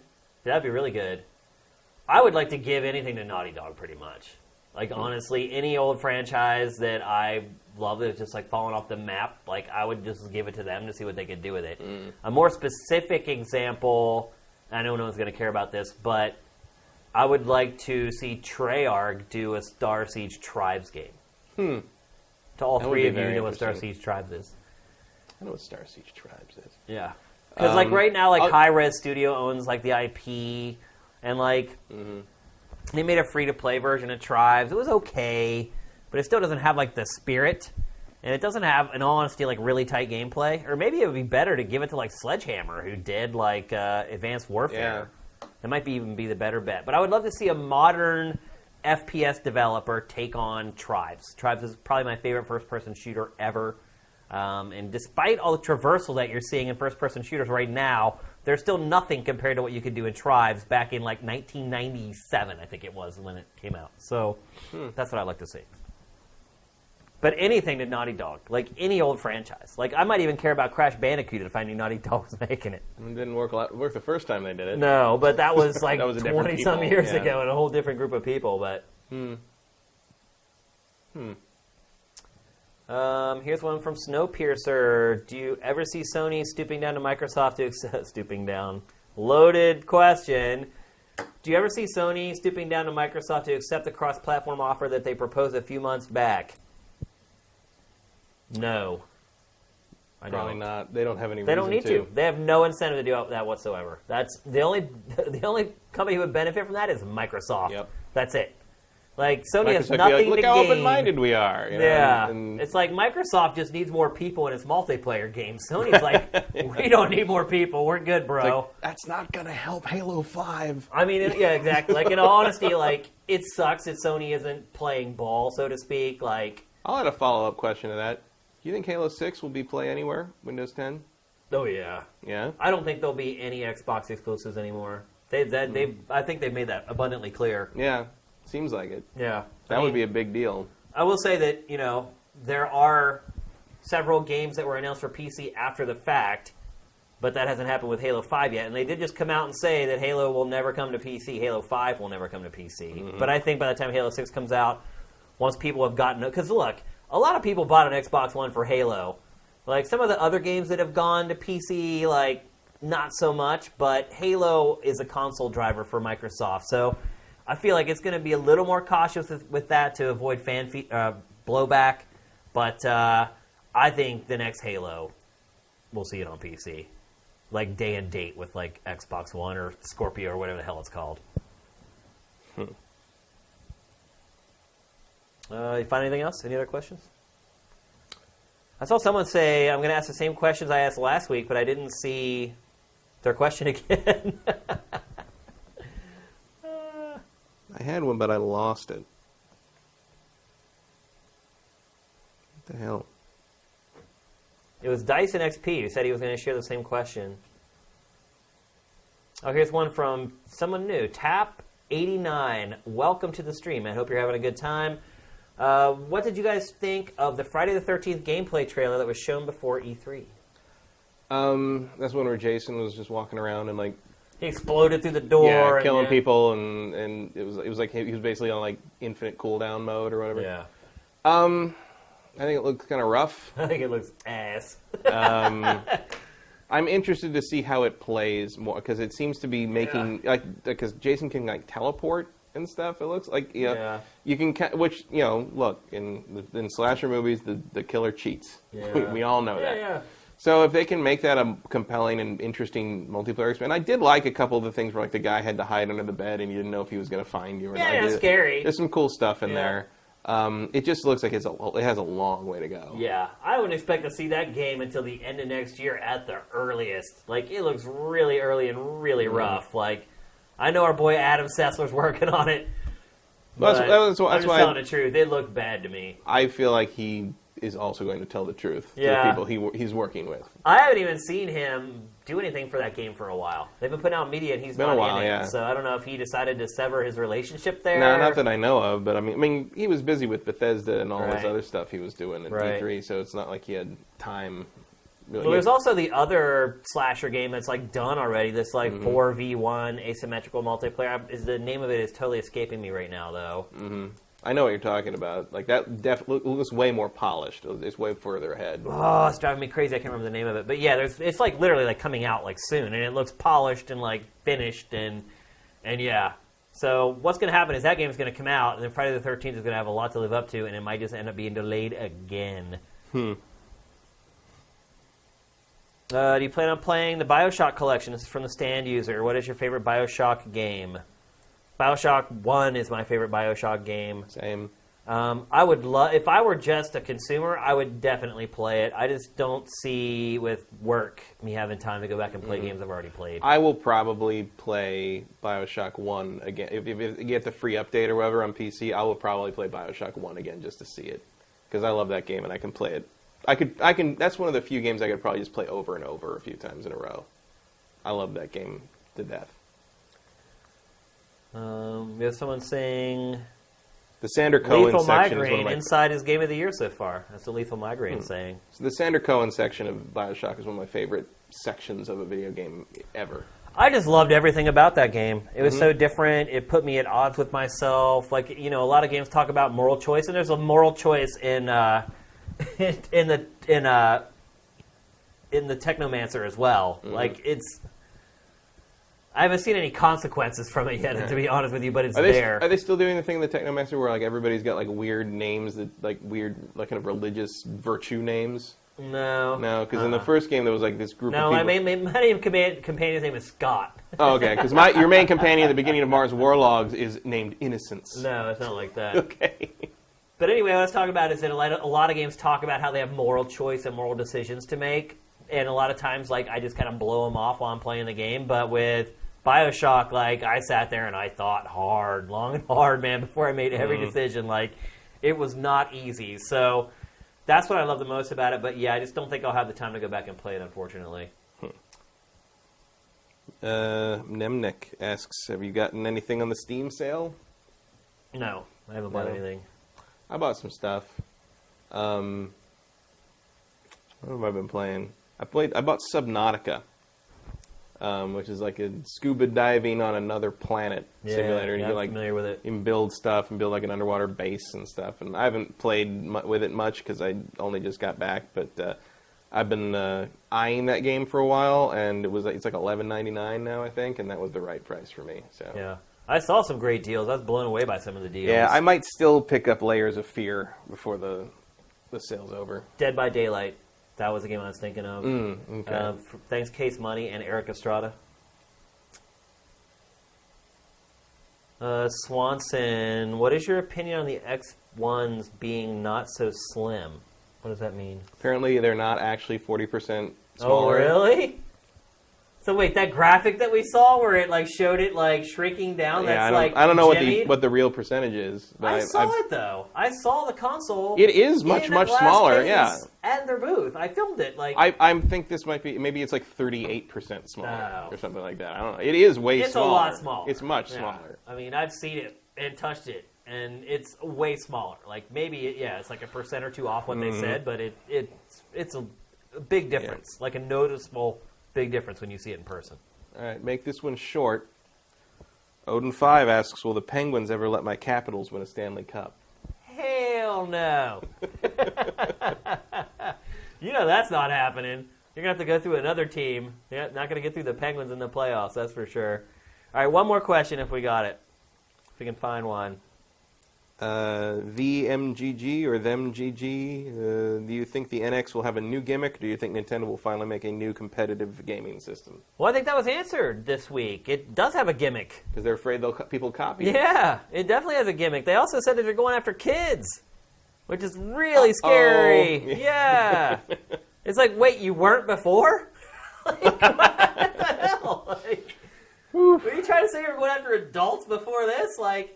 Yeah, I mean, you must have missed it, but it's on Sifted if you go look. But yeah, so Miyamoto did an interview with was the AP, Associated Press, I think it was. Maybe, I don't remember. I can't remember what the outlet was. I think it was the AP. And it was like an overall story on like the evolution of gaming consoles and what's happening with them. And they were lucky enough to get a quote from Miyamoto. And basically what he said is like, the reason we didn't show an X at E3 is because there's something we're working on that we're afraid people will steal, a.k.a., it has a gimmick. Mm-hmm. That's just read right between the lines right there. Or at the very least, it's something we've seen before that's being done in a new way that they think someone could replicate. I'm not saying the whole thing's going to be a gimmick, right? But there's a gimmick. Like somewhere in there's something that they're afraid someone's going to steal. Motion controls we'd seen before. Second screen we'd seen before, touch screen we'd seen before. It's not like they were. It's how they use doesn't them. mean it's original. Doesn't mean something we've never seen before. It just means that they're doing it in a different configuration. Or they could be applying something to games that hasn't been applied to games before. Or they could be all holograms. Nintendo. What else did it say? There was another little nugget that came out this week about NX. Oh, I can't remember what it was. But yeah. They say that there's some kind of something about NX that is keeping them from unveiling it. They did say that... I did like the CD Projekt Red developer said it was going to be amazing, and then it turned out later he was just kidding. He was kidding? He knows nothing about it. He's like, what? I was just messing around or something. He had no idea like how the internet is. I know. The Twitterverse just latched onto... That poor guy. He doesn't get how desperate Nintendo fans are right now. He was just basically saying, like, I'm sure it'll be great, but, like, everybody assumed he had some kind of inside knowledge. It's probably a translation thing or whatever. Yeah. I think he was speaking English. Oh, he was? But he basically, I think it was basically like he was kind of trying to say he had faith Nintendo would do something cool, and everybody assumed he'd already gotten his hands on it. Womp, womp, womp. Yeah. It's hard time to be Gonna be a Nintendo long financial year, folks. Especially, God, if the NX gets delayed past March, it's just going to go on. Well, no, they said that it wasn't. They said it's on. That was the other thing I want to mention, too, is that they did say it is still on for March of 2017. Yeah, they just said that, like, yesterday. Yeah, and Zelda was still on for 2016. Right, so, yeah. See how that goes. All right, folks. That's going to do it for episode 55 of GameFace right here on Sifted Games at sifted.net. Hope you guys have enjoyed your time on the live stream or watching the archive. Don't blow your hand off this weekend with fireworks. Yeah. Do not celebrate freedom by ruining your life. Yeah. I was at a 4th of July party one time where a guy peeled his scalp halfway off with fireworks. He dug a big hole. I don't get invited to the same parties he does. This was before I ever even lived in California. This was me and my friends. Was this in Philly? This was actually in rural Pennsylvania in a place called Ohio Pile, which is right outside of Pittsburgh. Say that again? Ohio Pile. Ohio Pile? Yeah. It was like a place where you could go whitewater rafting, and every year me and my friends, like literally, like me and like 300 friends would go to this campground and literally just stay there all weekend and whitewater raft and have like a keg party and whatnot on July 4th weekend. And it got so big at a certain point where people started showing up we didn't even know. We were just like, who are these people? And the last year we did it, there was probably half of the people there we didn't even know. And it had ballooned to like 400 or 500 people. It was completely out of control.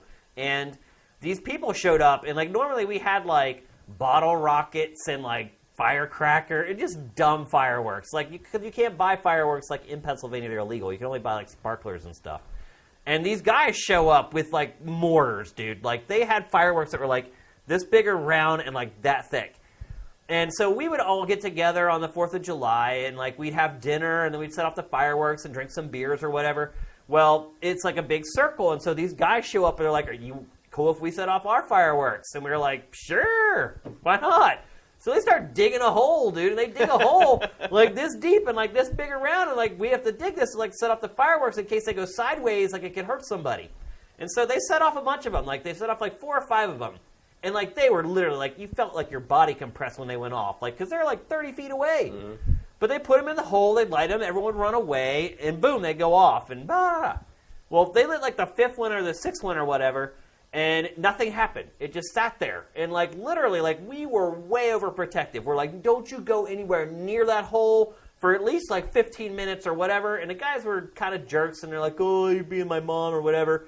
So they, like, argued with us, and, like, after, like, it was literally, like, 5 or 6 minutes before, like, look, dude, we're going to look at the firework. And I'm like, I ain't doing it. And they're like, well, we will. And the dude walks over, looks in the hole, and the firework goes off, and it flies up and hits him in the head.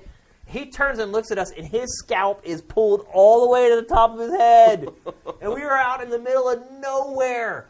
And there's, like, 2 people who sit at a cabin, like, where you come in who are, like, have a phone. Like, this is before cell phones, dude. So we, like, drive this guy down there. Like, they come in and, like, lift him out of there with a helicopter. And then that was it. That was the end of our Ohio Pile rafting trips that we did. Wow. So, be very careful with fireworks this weekend, Sifters. Wow. Yeah. Did you ever find out what happened to him? Yeah. He ended up, like, someone sent us a picture of him or whatever. He was screwed up for life, dude. Like, his one eyebrow was, like, higher than the other one because they're like, that is so his scalp, like, back together. Like, it wasn't good, dude. Heed the warning. Be careful with the fireworks this weekend, kids. Don't mix beer and fireworks. Just have another burger. Yeah, exactly. Or a hot dog or whatever. Yeah. But anyway, everyone have a safe, happy, fun July 4th. Don't drink and drive. Take an Uber. Get a designated driver. Whatever. We want to see your asses back on the website most next of week. people watching this are in Europe anyway. They're not gonna. They're not gonna do that. I don't know. I think we have a pretty even split with U.S. and Europe. But for those of you in Europe, just have one hell of a weekend. Yeah. Do the best that you can. We appreciate you guys staying up late or getting up early, as it were, to check out the show with us. We'll see you guys on the site all this week. GameFace is up and out.